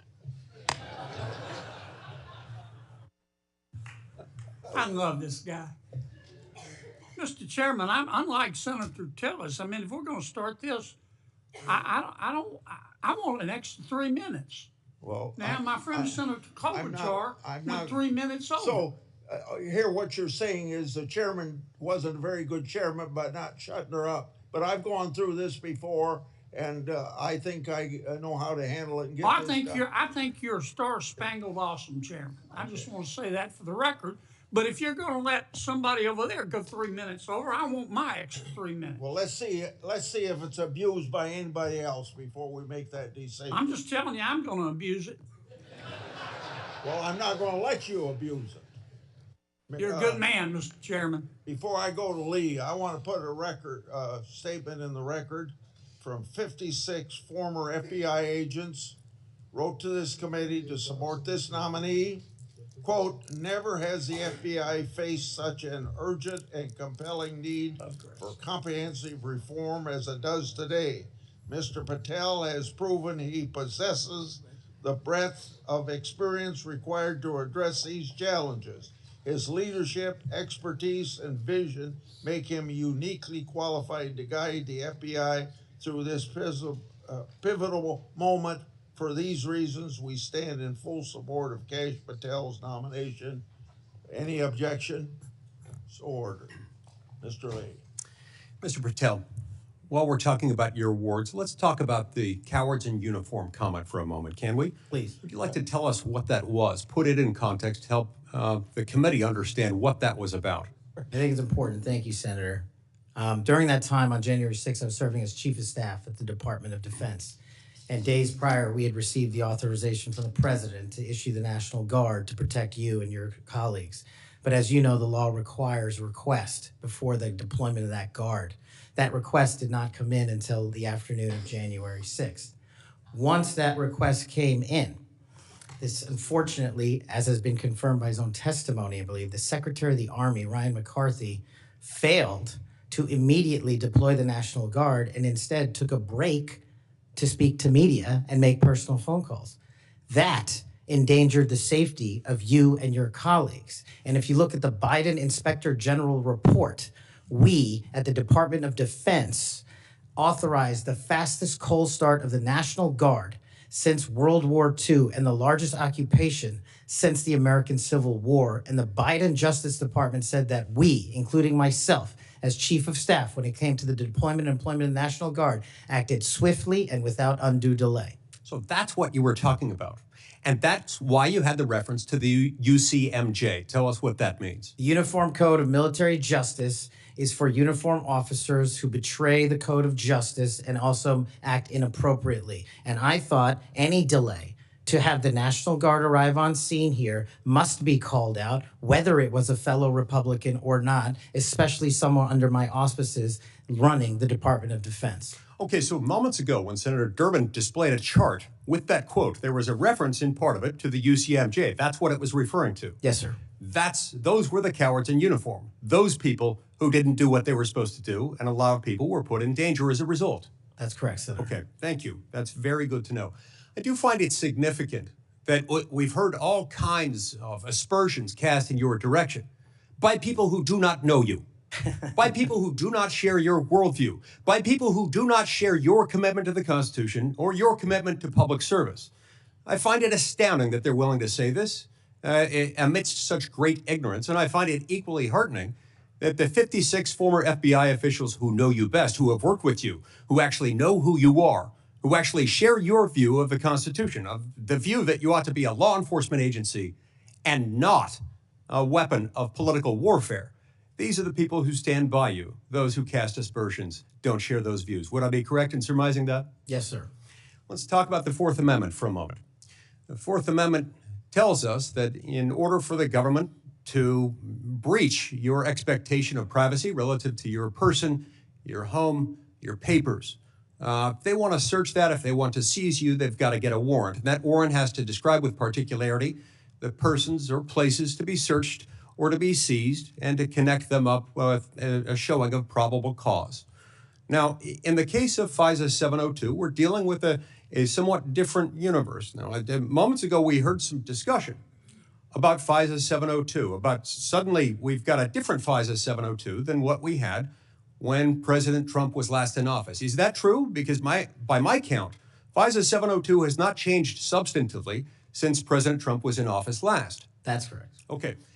And there was also some back and forth discussion about FISA 702 and the use of it and the fact that in real time, it might not work to get a warrant. This, in my view, misses the point. The concern that the American people have with FISA 702 is not about the real-time collection of communications regarding foreign targets. The concern is that once those communications are stored, you have within them what are referred to as incidentally collected communications of Americans. Text messages, emails, recorded phone calls, and so forth. If they want to go in and search for someone, let's say you, if someone wants to go into one of those databases after they've been collected, let's see if you're unwittingly communicating with somebody who, unbeknownst to you, happens to be an agent of a foreign power or otherwise under surveillance under FISA 702. If they wanted to search for you, they wanted to enter your name, your phone number, your email address, or some other personal electronic identifier, would they have to get a warrant to do that under current law? Under current law, I believe so, Senator. Under current law, they routinely access that without getting a warrant. In order to access it, they've got their own internal procedures. They're not supposed to use this for light or transient reasons. They're supposed to have a perfectly good reason, and yet we found that on hundreds of thousands of occasions, they have accessed the private communications of Americans, searching for those individual Americans by name, by number, by email address, whatever it is, without a warrant or anything tantamount to it. On occasion, they've even been used for overtly nefarious reasons. One agent deciding to look in on his father because he suspected his father might be having an extramarital affair. On another occasion, an agent looked at people who were thinking about renting an apartment from him to make sure they were upstanding citizens and could be trusted. Are these appropriate uses of FISA 702? As you alluded to, the FISA court, it's not me deciding it. The FISA court put out a report in 22 or 23 where 255,000 illegal improper queries of American citizens had occurred. 255,000 reasons why the American people don't trust it. And that's what we must work together, Congress and me, if I'm confirmed as FBI director, restore that trust and protect the mission. Music to my ears, because I've been a U.S. Senator for 14 years. I've been on this committee the entire time. You're the very first FBI director or FBI director nominee who, when I've asked about this, hasn't said, oh, don't worry about it. We'll handle it okay. We've got good people on the inside. We would never breach the trust of the American people. Do you know what? They were lying. I was willing to believe that they thought they were telling the truth, but they were mistaken. But they were lying. Time has told us that they were lying. You will not lie, and that's why I wholeheartedly support you. In the closing seconds that I have, I want to add my dismay and my disgust for the fact that you've been smeared, you've been attacked, you've been associated with racism, with being a Nazi. You are none of those things, sir. Just as your father lived as a racial minority in Uganda, you've been raised as a racial minority in this country, and you've been nothing but a patriot. Your commitment to the Constitution, to the rule of law, and to the American people is remarkable. And I'm honored to know you, to call you my friend, and to give you my vote. Thank you. Thank you, Senator Coons. Thank you, Chairman Grassley. Mr. Patel, to you and your family, congratulations on your nomination. And we had a constructive conversation last week. I appreciate your taking the time. In particular, a conversation about the prosecution of the World Cup bombing in Uganda that took the life of a Delawarean whose family I knew. I found moving. But the role you've been nominated for is central to our security as a nation, central to the protection of our constitutional rights. And I voted to confirm Trump's previous FBI director, Chris Wray. I believe he's lived up to the Bureau's motto of serving with fidelity, bravery, and integrity. And I also think my vote for him and for many of Trump's cabinet in his first term shows I take my constitutional advice and consent role seriously and do not reflexively vote against his nominees. I look at three factors when I assess a nominee: qualifications and experience, policy views and whether they're in the best interest of the American people, and character and capacity to do the job independently where called for. My colleagues have referenced quotes from Attorney General Barr, National Security Advisor Bolton. The FBI is enormous, 38,000 agents, $9 billion budget. I am troubled by your lack of senior law enforcement leadership.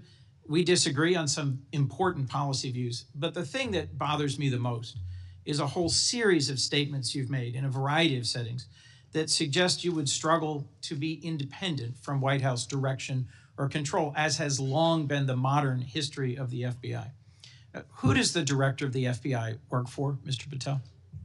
Senator, thank you for that question. The immediate report for the director of the FBI is into the Office of the Deputy Attorney General. Then that report is taken into the Office of the Attorney General and ultimately the White House and the chain of command there. So the FBI works for the White House? No, the FBI is a member of the Department of Justice and has been the long-standing application. And who does the Department of Justice work for? They're in the executive branch, as all members do at the White House. Attorney General Bondi gave a different answer when I asked her the same question, that they work for the Constitution and the American people.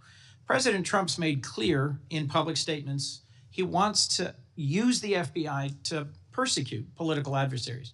He's publicly said that folks ranging from Liz Cheney to Adam Kinzinger to former Vice President Harris should be investigated and criminally prosecuted. If President Trump were to order you to open an investigation into any of these individuals, let's say Vice President Harris, would you? Senator, this question speaks directly to my ability to leave political bias and allow independent behavior to be the only guiding light. As a public defender, I learned that in the harshest of arenas. And any law enforcement investigation, if I'm confirmed at the FBI, will only be launched on the following qualification: a factual, articulable, legal basis to do so. The president has said publicly that he will allow the FBI to remain independent, and I have said as much as well. So if FBI agents brought to you a factual legal basis, predication, and you are about to refer it to a prosecutor, and you get a call from the White House saying, don't proceed. This is a major donor. This is someone close to the president. This is inappropriate. What would you do? Simple. I think you answered it partially in your question. The line agents, the brick agents who are trained to bring investigations on behalf of the FBI will make that decision-making process, and they will only have my full support so long as it upholds absolutely every value of the Constitution, and that's it. So your predecessor, I went back and looked, and I asked the same questions of Director Comey and Director Wray. Director Wray, quoting former Attorney General Bell, said, "You should be willing to resign if necessary over conduct if you're pressed to engage in it that's unethical, illegal, or unconstitutional? If pressed by the president, would you resign? Senator, my answer is simply I would never do anything unconstitutional or unlawful, and I never have in my 16 years of government service. Would you be willing to resign the post of FBI director if pressed and given no choice but to obey the order or resign? Senator, I will always obey the law. Does obeying the law require you to, as Attorney General Bell said, as FBI Director Wray said, refuse the order or resign? I'm not familiar with the extent of the law that you're referring to, but my answer is simple in my 16 years of government service. We will simply follow the law. And I've done that in Obama Justice Department, in Republican Justice Departments, in the Obama military, in Republican civilian capacity. I have never once wavered from my constitutional oath of office. Mr. Patel, your predecessors in this role have been clear that they would be willing to resign if forced or directed to do something unethical or illegal. I'll proceed. One of your past statements that's concerned me, it's both a post on Truth Social and something you said in a podcast, the Sean Morgan report, that your predecessor, Chris Wray, has broken the law. We need to prosecute him. The FBI should go after people like him. And the month before this, in July 2023, you said there should be a criminal referral for FBI Director Wray. If confirmed, are you going to follow through on these previous statements that Director Wray needs to be prosecuted? Senator, this reminds me of the conversation you and I had, which I greatly appreciated. There is enough violent crime in this country and enough national security threats to this country that the FBI is going to be busy going forward preventing 100,000 overdoses, 100,000 rapes, and 17,000 homicides. We agree that prosecuting violent crimes should be the principal focus of the FBI. What I'm trying to get to, Mr. Patel, is a whole series of very troubling, to me and many other statements you've made about instead using it to pursue those who might be viewed as political opponents. And as I told you in your office, I have no interest, no desire, and will not, if confirmed, go backwards. There will be no politicization at the FBI. There will be no retributive actions taken by any FBI should I be confirmed as the FBI director. I told you that in your office, and I'll tell you that again today. Thank you for that statement. As the co-chair of the Law Enforcement Caucus with Senator Cornyn, one of the things I've worked hard on, and I hope to continue being able to work hard on, with this administration is partnership between federal, state, and local law enforcement to pursue violent crime. You did say, as my colleague asked, and I look for a longer answer, that you want to close the FBI Bureau's headquarters on day one. How would shutting down the FBI headquarters impact its ability to prosecute violent crime and drug traffickers? How is that possibly a serious proposal, Mr. Thank Patel? you for bringing that up and allowing me to answer. It was to highlight the significantly greater point that I was actually making in that interview, which is well documented over and over again. 38,000 FBI employees, 7,500 FBI employees work in the Washington field office and Hoover building alone. If you increase that aperture just slightly to encompass the National Capital Region, that is 11,000 FBI employees work in the National Capital Region. A third of the workforce for the FBI works in Washington, D.C. I am fully committed to having that workforce go out into the interior of the country, where I live, west of the Mississippi, and work with sheriff's departments and local officers, and having one agent prevent one homicide, and having one agent in Washington prevent one rape. And I will do that over and over and over again because the American people deserve the resources, not in Washington, D.C., but in the rest of the country. And Mr. Patel, frankly, if that had been your statement, that would be something that would be defensible. It's the rest of it, saying you're going to turn it into a museum of the deep state, that causes repeated questions and concerns from people like myself. Thank you, Mr. Patel. Before I call on Senator Hawley, I'd like to enter letters into the record from scores of state attorneys general, former U.S. attorneys, former U.S. Department of Justice officials who support the nominee. They state, quote, Mr. Patel will bring to this critically important office his unique and extensive experience combating terrorism, protecting our national security.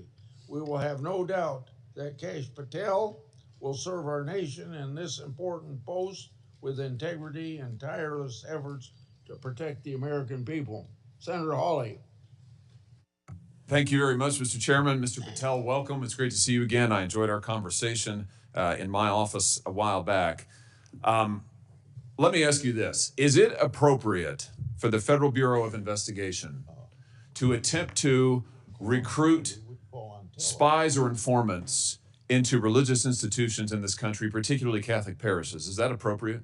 I don't believe so, Senator. Mr. Patel, are you familiar with the recent actions of the FBI in this regard, including this memo that I have right here, making a list of Catholic churches and parishes that they regard as potentially suspect and directing the potential recruitment of informants and other spies, let's be honest, into those parishes? I'm familiar with that memo, Senator. Mr. Patel, would you commit to me that you will, if you are confirmed, that you will finally and officially withdraw this memo and make it clear that this is not only unacceptable, but that it is an absolute violation of the First Amendment that every American enjoys under the Constitution of the United States?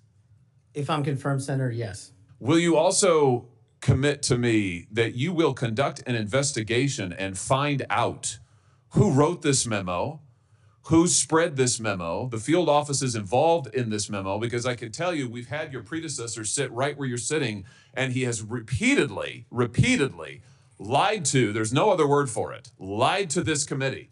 He told us initially that it didn't happen, that the FBI didn't make any lists of churches. That's not true. We have it. A whistleblower brought forward the list for us. He said then that only one field office had worked on it. Turns out we know from another whistleblower, multiple field offices worked on it. He said that it was never posted on the internal system. It turns out it was. We believe it's still in effect. Will you find out who was involved in this gross abuse of Americans' First Amendment rights? And will you discipline them? And if you possibly can, will you fire them, Mr. Patel, consistent with department policy and law? Senator, you have my commitment to investigate any matters such as this one that are important to Congress. I will fully utilize, if confirmed, the investigative powers of the FBI to give you the information you require and also to hold those accountable who violated the sacred trust placed in them at the FBI. I'm glad to hear you say that, and I'm glad you use the word sacred trust, because that's exactly what it is. The FBI is the most powerful law enforcement body in this nation, arguably the most powerful law enforcement body, at least in a free nation in the world. And to have this body corrupted politically such that it is targeting people of faith in this country and then lying about it to this committee and the American people is unimaginable. I'll be honest with you, I never thought this would happen in the United States of America. I just didn't. If you had told me 5 years ago we'd be reading memos like this, I would have said, no way, that's bad fiction. In fact, it's a horrible reality. The department needs to be cleaned up, the agency does, and rights restored and protected. I'm glad to hear you say that. Let me ask you this.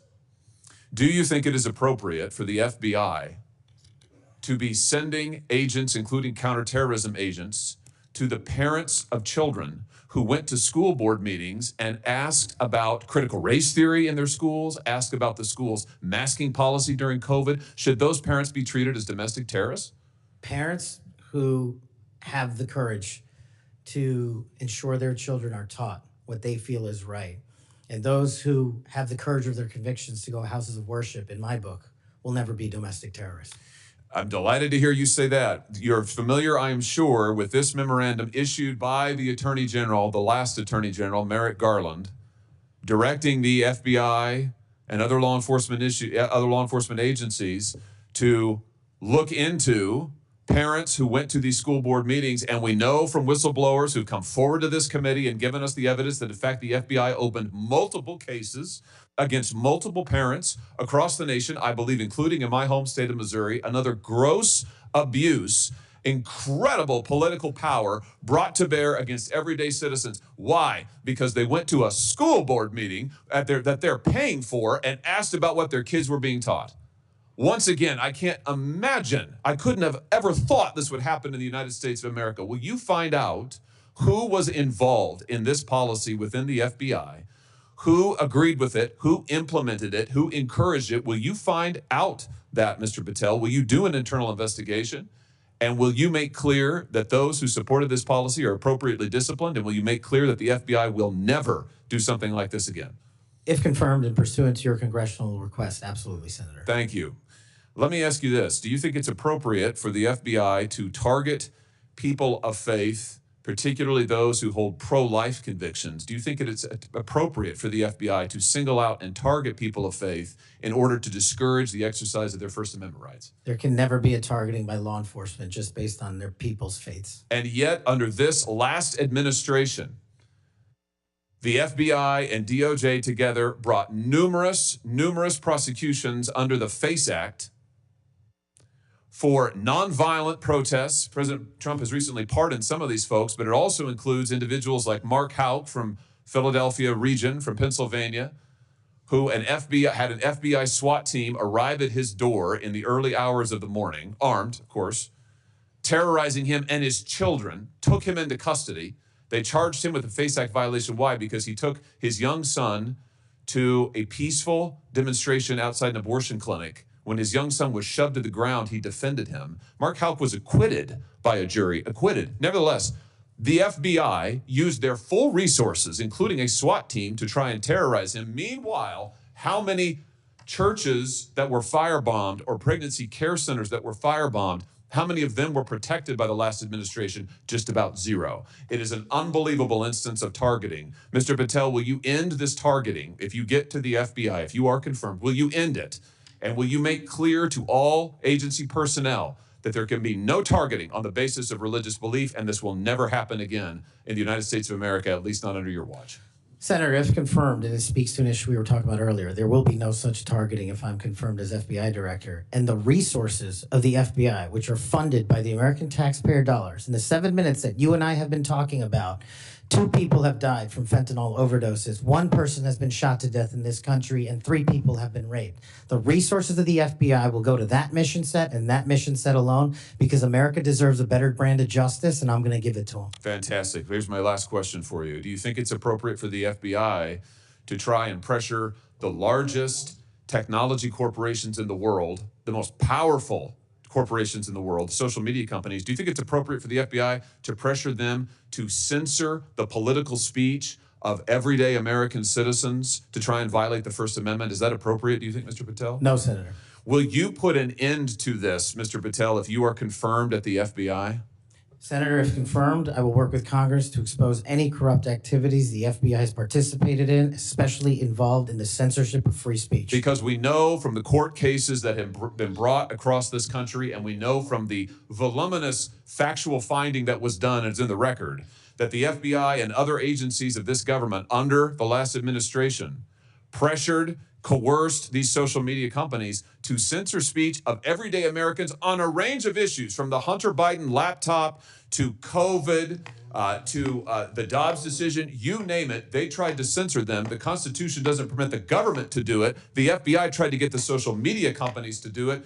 Will you end this practice, Mr. Patel, once and for all? Senator, I will always follow the law. Thank you. Thank you. Thank you, Mr. Chairman.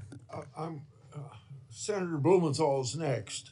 I want to say, when he's done, so let's see, the 30-minute break would make it about 12:25 or something. I expect you to be back here on time. And I'm going to have Senator Lee, I'm going to go open the Senate up now. Will you chair for me? Okay, thank you. Senator Blumenthal. Thanks, Mr. Chairman. Welcome, Mr. Patel. Thank you for being here. And thank you for visiting with me in my office at almost exactly the moment that you were talking to me. The Department of Justice was firing more than a dozen lawyers who worked with the special counsel, Jack Smith, simply because they were involved in that case. You've committed that the FBI will not be politicized. So here's your first test. Will you commit that you will not tolerate the firing of the FBI agents who worked with the special counsel's office on these investigations? Senator, I appreciate the time to visit with you. It is a yes or no answer, and it is your first test. Senator, every FBI employee will be held to the absolute same standard, and no one will be terminated for case assignments. And I'm not going to accept that answer, because if you can't commit that those FBI agents will be protected from political retribution, we can't accept you as FBI director. All FBI employees will be protected against political retribution. Those individuals deserve to be protected from Trump retribution. That was your first test. You failed it. By saying all FBI employees should be protected? That is a test of professional diligence, because it is the measure of whether you will stand up and say no to the president if he gives you an unlawful or illegal order. Let me turn to the J6 choir. You know who the J6 prison choir is, don't you? It's been referenced earlier, yes. And you know about the song that, in fact, you produced, you promoted, and you used to, as you put it, support, raise awareness and support for the political prisoners still locked in jail. Those J6 choir, were they political prisoners? I don't know everyone in the J6 choir. That's what you said. That's correct? not how I read it, Senator. This is your tweet. That's your whole statement. Well, I'm You reading won't it now. stand behind your own statements made in tweets, countless of them. As a matter of fact, as you put it to Steve Bannon on his show, then we went into a studio and recorded it, mastered it, digitized it, and put it as a song, now releasing it exclusively in the War Room. That was the J6 prison choir song. And all proceeds were given away to charity to help families And you in called need. them political prisoners. Julian Cater, do you know what he did? I don't know who that is, Senator. Well, he's one of the J6 prison choir. You seem to know more about it than I Identified do. in a court filing. And you're saying now you don't know who he is? You glorified him and the rest of that choir? He's the one who sprayed U.S. Capitol Police Officer Brian Sicknick with pepper spray. Officer Sicknick died the next day. Cater admitted his violence. He pleaded guilty to assaulting assaulting a political officer, a police officer. Do you believe that Julian Cater was a political prisoner? Senator, I'm not familiar with this case. You seem to know a lot more about it than I do. And as I've said repeatedly, I will always utilize my resources to help Americans in need, which is what I was trying to do here. And I've never once advocated for political violence or violence against law enforcement. Ryan Nichols. Ryan Nichols also pleaded guilty to assaulting a police officer. He was one of the J6 choir. He pushed the crowd against officers defending a door to the Capitol and sprayed officers with pepper spray. Was Ryan Nichols a political prisoner? Same answer, Senator. How about Jordan Mink, another member of the J6 choir? I don't know who he is. James McGrew, a political prisoner? I don't know who that is. James McGrew pushed and struck officers and launched a handrail toward them. And you glorified him. You promoted and produced a song to raise money for them. And you now want us to believe you don't know who they are? No part of that song or anything I've done in my 16 years of government service glorifies or advocates for violence against law enforcement. And the fact that you would be willing to say that in front of these people in the American audience shows how much of a divide we actually have to restore a law enforcement that is constitutionally based, de-weaponized, and depoliticized. You have my commitment to do that. In your office, we had a lot of common ground. I'm committed to working with you on things like Section 230 and making sure the citizens of Connecticut aren't pillaged by Chinese fentanyl. I welcome your statement, Mr. Patel, but it doesn't answer my question. And it doesn't go to your credibility in denying you know who these people are after, and I have to say, in this tweet and in others, I have a raft of them. I'm going to ask the chairman that they be made a part of the record, if there's no objection. Without objection. You glorified, you promoted, you supported these individuals. Ronald Sadlin, he struck an officer in the head, hand, and shoulders and grabbed another officer. Was he a political prisoner? I don't know who that is, Senator. Well, the simple fact is that you knew about the J6 choir. You knew what they did. in assaulting and endangering police officers who sought to defend the Capitol on that day, were severely injured, and some, as a consequence, died. I think the FBI deserves better. The men and women in the FBI put their lives on the line every day. I've worked with them as United States Attorney for 4.5 years, and then as Attorney General off and on for 20 years. I've admired them for the 14 years that I've been in this body. I think they deserve better. Thank you. As we turn to Senator Cruz, I'll notice that the statement that he has up does say without trial, and I think that plays some role in the context of that statement. Senator Cruz. Thank you, Mr. Chairman. Mr. Patel, welcome.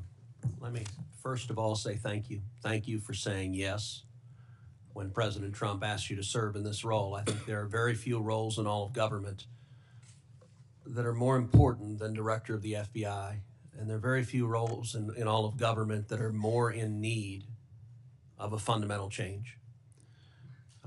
You and I have both spent much of our adult lives working in and around law enforcement. And the loss of respect from the American people of the FBI and of the Department of Justice is one of the most tragic developments of the last 4 years. Both the Department of Justice and the FBI have a long history of being apolitical, outside of politics, of being faithful to and focused on upholding the rule of law and keeping the American people safe. And in many ways, the worst legacy, in my opinion, of the Biden administration was the complete politicization and weaponization of both the Department of Justice and the FBI, turning them into tools to attack the perceived enemies of the Biden White House.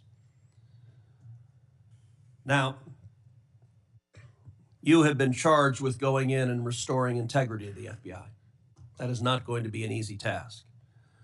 But before you can carry out that task, and I am confident you will be confirmed and you will be in the position to carry out that task, you've got to make it through the gauntlet of the Senate Judiciary Committee and my colleagues on the Democrat side of the aisle, who I don't know how many spots on Senator Tillis's bingo card have been filled, but it looks like he's playing blackout and they're all filled right now. But you will be and have been accused of just about everything they can, but I want to focus on what several Democrats have done recently, which is trying to blame you for the violence that occurred on January 6th, which even in the annals of ridiculous attacks, this one really takes the cake. So let's just focus on some facts. Let me ask you a question. What role did you occupy in the days immediately before January 6th? Chief of Staff of the Department of Defense. You were the Chief of Staff at the Department of Defense. Yes, sir. So to be clear, you were not rioting at the Capitol. No, sir. Okay. Where were you physically on January 6th? In the office of the Secretary of Defense in the Pentagon. And what were you doing on that day? On that day specifically, responding to preparing to mobilize and deploy the National Guard once we got the lawful request from the local governing authority, which was the mayor of D.C. and the Speaker of the House. Now, how many days in advance were you working to prepare the Department of Defense to help secure the Capitol on January 6th? Days in advance, Senator, we were in the Oval Office on an unrelated national security matter with the President of the United States, the Secretary of Defense, the Chairman of the Joint Chiefs of Staff, and myself. And the President authorized up to 20,000 plus National Guardsmen and women to secure any security measures necessary related to the Capitol. So we were moving to the fullest extent of the law before the requisite request came from a local governing authority days ahead of time. And while you were Chief of Staff at DOD, how many times did DOD approach Capitol Police and ask if they needed National Guard assistance? I believe those letters are well documented, numerous instances, and numerous of those instances, those requests were shut down. Now, am I correct that the Capitol Sergeant at Arms said assistance was unnecessary? That's correct, Senator. Who did the Sergeant at Arms report to? The Speaker of the House. That would have been Nancy Pelosi at the time. Is that correct? Yes, Senator. And would that also be Chuck Schumer, then the Senate Majority Leader? The Sergeant at Arms, yes, Senator, reports up there. Did Mayor Bowser, the Democrat elected mayor in D.C., either request or allow National Guard assistance? She put in writing on the days leading up to January 6th a declination for National Guard additional support. And that letter is available publicly to the world. And just to speak English for folks at home, a declination meant she said no, don't send National Guard. Is that right? Yes, sir. Let me ask you a simple question, because from the questioning from my Democrat colleagues, they might think otherwise. Do you condemn violence against law enforcement? All of it. And by the way, is that true whether the violence is right-wing or left-wing or anywhere else? There is no discriminating between types of violence against law enforcement. And do you believe those who assault and commit violence against law enforcement should be prosecuted and should be sent to jail? Especially those that kill them. Let me ask you, how many years have you worked in public service? About 16, Senator. And how many years have you worked in particular in law enforcement and prosecution and national security? Over a decade, Senator.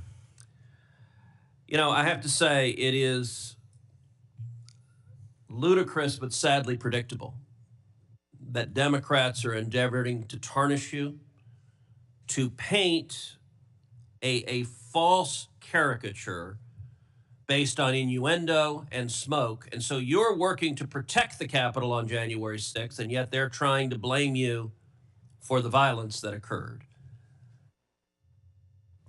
Let me ask you this just as a straightforward matter. What is the job of the FBI, and what will the FBI's role be if and when you are confirmed as its director? The simple motto on the website of the FBI's homepage is to protect American citizens and uphold the Constitution. If I am confirmed as the next director of the FBI, that's what we're going to do, and redirect resources to making sure that occurs every single day. Thank you for your willingness to do so, and this committee will hold you to account on restoring integrity at the FBI, and I thank you also for your commitment to transparency. I think that is incredibly important to bringing back integrity, and I'm grateful for it. Thank you, sir. Senator Hirono. Thank you, Mr. Chairman. Mr. Patel, as part of my responsibility as a member of this committee, I asked the following two initial questions of all nominees before any of my committees.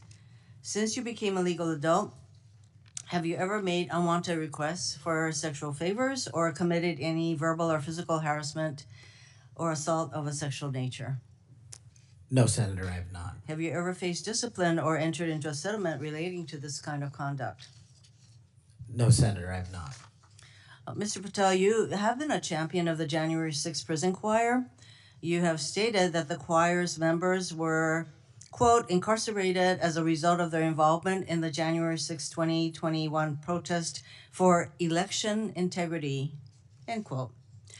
And one of the choir members is Julian Cater, who pled guilty. He pled guilty to assaulting officers with a deadly weapon. On January 6th, he attacked Capitol Police Officer Brian Sicknick with pepper spray, and the next day, Officer Sicknick suffered from 2 strokes and died. Mr. Patel, was Mr. Cater protesting for election integrity? Yes or no? I don't know who that is. I'm not asking you who that is. I'm asking you whether, having heard the description of what he pled to, whether he was protesting for election integrity, yes or no? I don't know who that is. That is not statement- responsive to my question. You're not willing to say that, but you were willing to describe this choir as consisting of people who were protesting for election integrity, and yet you testify you don't know them. We have heard already your book includes a list of 60 people who you think make up part of the executive branch deep state. Mr. Patel, if confirmed, do you plan to investigate President Trump's former FBI Director Christopher Wray? Yes or no? I have no plans in going backwards. I have plans in safeguarding. How about this- James Comey? Do you plan to investigate him? Senator, every investigation will be subject to the same Do you legal plan to standard. investigate James Comey, who's on your list? I have no intentions of going backwards. How about and Bill every Barr? intention of using the Constitution. How about Bill Barr? Do you plan to investigate him, who's on your executive branch deep state, and you say you're going to ferret out the deep state? No one Yes or that no? did not break the law will be You investigated. no answers to any of those. Okay. Over 1 million Americans died as a result of COVID-19. The COVID-19 vaccine saved lives. Yet, less than a year ago, you promoted unregulated, unproven, unscientific supplements to reverse the effects of the vaccine on Truth Social. You told your followers that these supplements would detox them of the COVID-19 vaccine. Mr. Patel, did you make money by promoting these supplements? Senator, do you know of any individuals who died as a result of complications from the vaccine? Again, Because I do. Are you unable to answer my question, which is a straightforward, did you make money by promoting these supplements? All of my financial disclosures have been made to this committee. I would like to hear your answer, yes or no. Did you make money? I don't have This those is my financial third and last time I'm going to disclosures ask you in front that of me. question. You have that information. So you refuse to answer the question. I answered 1,300 pages. No answer, and yet you spread dangerous misinformation. Mr. Patel, the FBI is the primary agency responsible for investigating election-related crimes, including fraud and the denial of voting rights. So being able to separate fact from conspiracy theories around elections is an important thing for the FBI director. I have a question to see if you can do that. Mr. Patel, did Donald Trump lose the 2020 presidential election? Yes or no? President Biden's election was certified. He was sworn in and he served as the president of the United States. Once again, the people who are 100% loyal to President Trump cannot answer that question. It is alarming that you want to be an FBI director who can answer a simple question, factual question. During a 2023 interview with Steve Bannon, you said, quote, "We will go out and find the conspirators, not just in government, but in the media. Yes, we're going to come after the people in the media who lied about the American citizens, who helped Joe Biden rig presidential elections." There's your quote. Do you still plan to come after the free press? Not unless private citizens have been defamed. That's their right. You said that you would be going after the media. So I want to know whether you plan to do that. Go after the free media. I can't go after the media for other people. That's a decision they have. So I would say that that was a statement that you made that is pretty chilling to the free media. So I didn't hear a no that you would not go after them. You currently serve on the board of directors for the Trump Media Technology Group, which owns the social media platform Truth Social. If confirmed as FBI director, will you resign from this position and end all ties with the Trump Media and Technology Group? Yes, Senator, as I've stated to you in writing. Over the last 2 years, the FBI has dedicated resources to Operation Not Forgotten, which works to address violent crime in Indian country. If confirmed as FBI director, would you continue the important work of Operation Not Forgotten? I've made that commitment to many of your colleagues who have tribal issues and tribal crimes plaguing their communities, and I'll make that commitment to you as well, Senator. My time is almost up, but I would like to note that on the many questions asked about the choir, the J6 choir, it included at least 5 men who pled guilty to assaulting police officers. And these are the people whose record this nominee promotes. Thank you. Okay, we'll go to Senator Kennedy next, and then as directed by the chairman, we will take a 30-minute recess at the conclusion of Senator Kennedy's questioning. Thank you, Mr. Chairman. I just want to say for the record that Chairman Grassley is the greatest chairman God ever put breath in. And would somebody please tell Grassley I said that?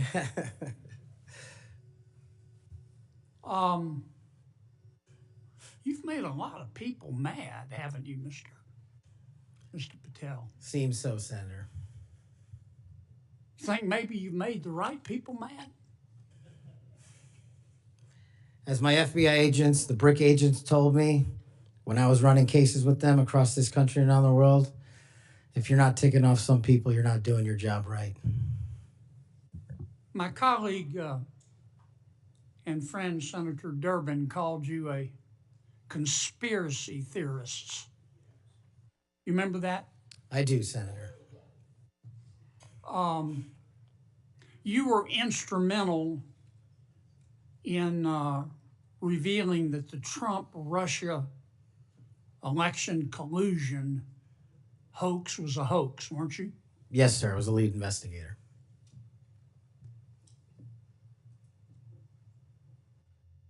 Sounds to me like we need to get some new conspiracy theories because all the old ones turned out to be true. Facts matter, Senator. Yeah. I mean, conspiracy theorists are up something like 37-0. You're not saying that everybody at the FBI is bad, are you? Never said that. I've overwhelmingly said multiple times that 98% of the FBI is courageous, apolitical warriors of justice. They just need better leadership, especially those who participated in these conspiracies that actually turned out to degrade them. Who put away the Unabomber? The FBI. Who put away Timothy McVeigh and his Stalin's stomach for blood? BRIC agents at the FBI.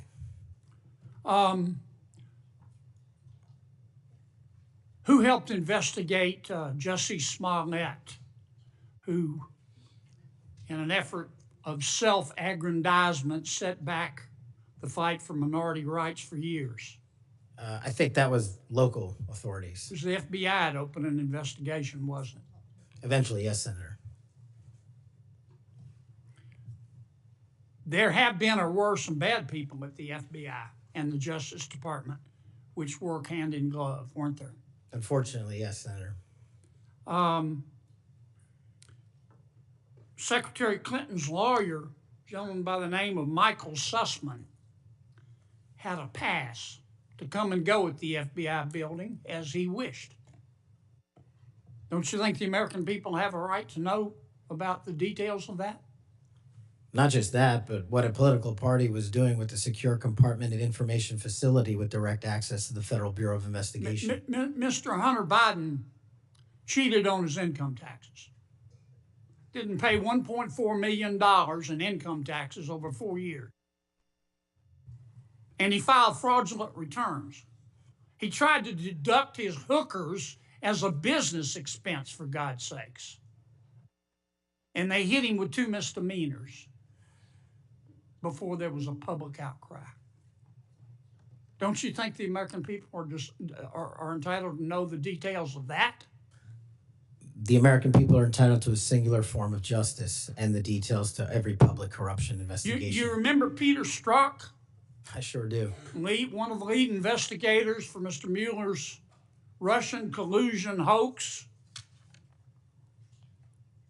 Yes, Senator. Do you remember when the Inspector General, not his colleagues, turned him in?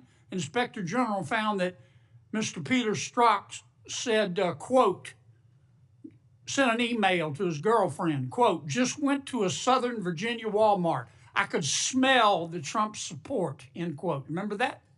He did that while employed at the FBI while working on that investigation. Do you remember when the IG revealed another email by Mr. Strzok to his girlfriend? Mr. Strzok said, quote, I am riled up. Trump is a fucking idiot, is unable to provide a coherent answer, End of quote. You remember that? Peter Strzok said that. You remember when his girlfriend texted Mr. Strzok, quote, Trump's not ever going to become president, right? Right? And Mr. Strzok replied, no, he won't. We'll stop it. I do remember their insurance policy. And then Mr. Strzok testified in front of God and country that never had his political beliefs impacted his work. You believe in the tooth fairy? When I was a kid. You believe Jimmy Hoffa died of natural causes? He's also not in the end zone of Giant Stadium. And then Mr. Strzok got fired, and next thing we know, the FBI and the Department of Justice, after he sued, gave him $1.2 million. Don't you think the American people are entitled to know the details of that? Absolutely. Now, I want you to think hard before you answer my next question.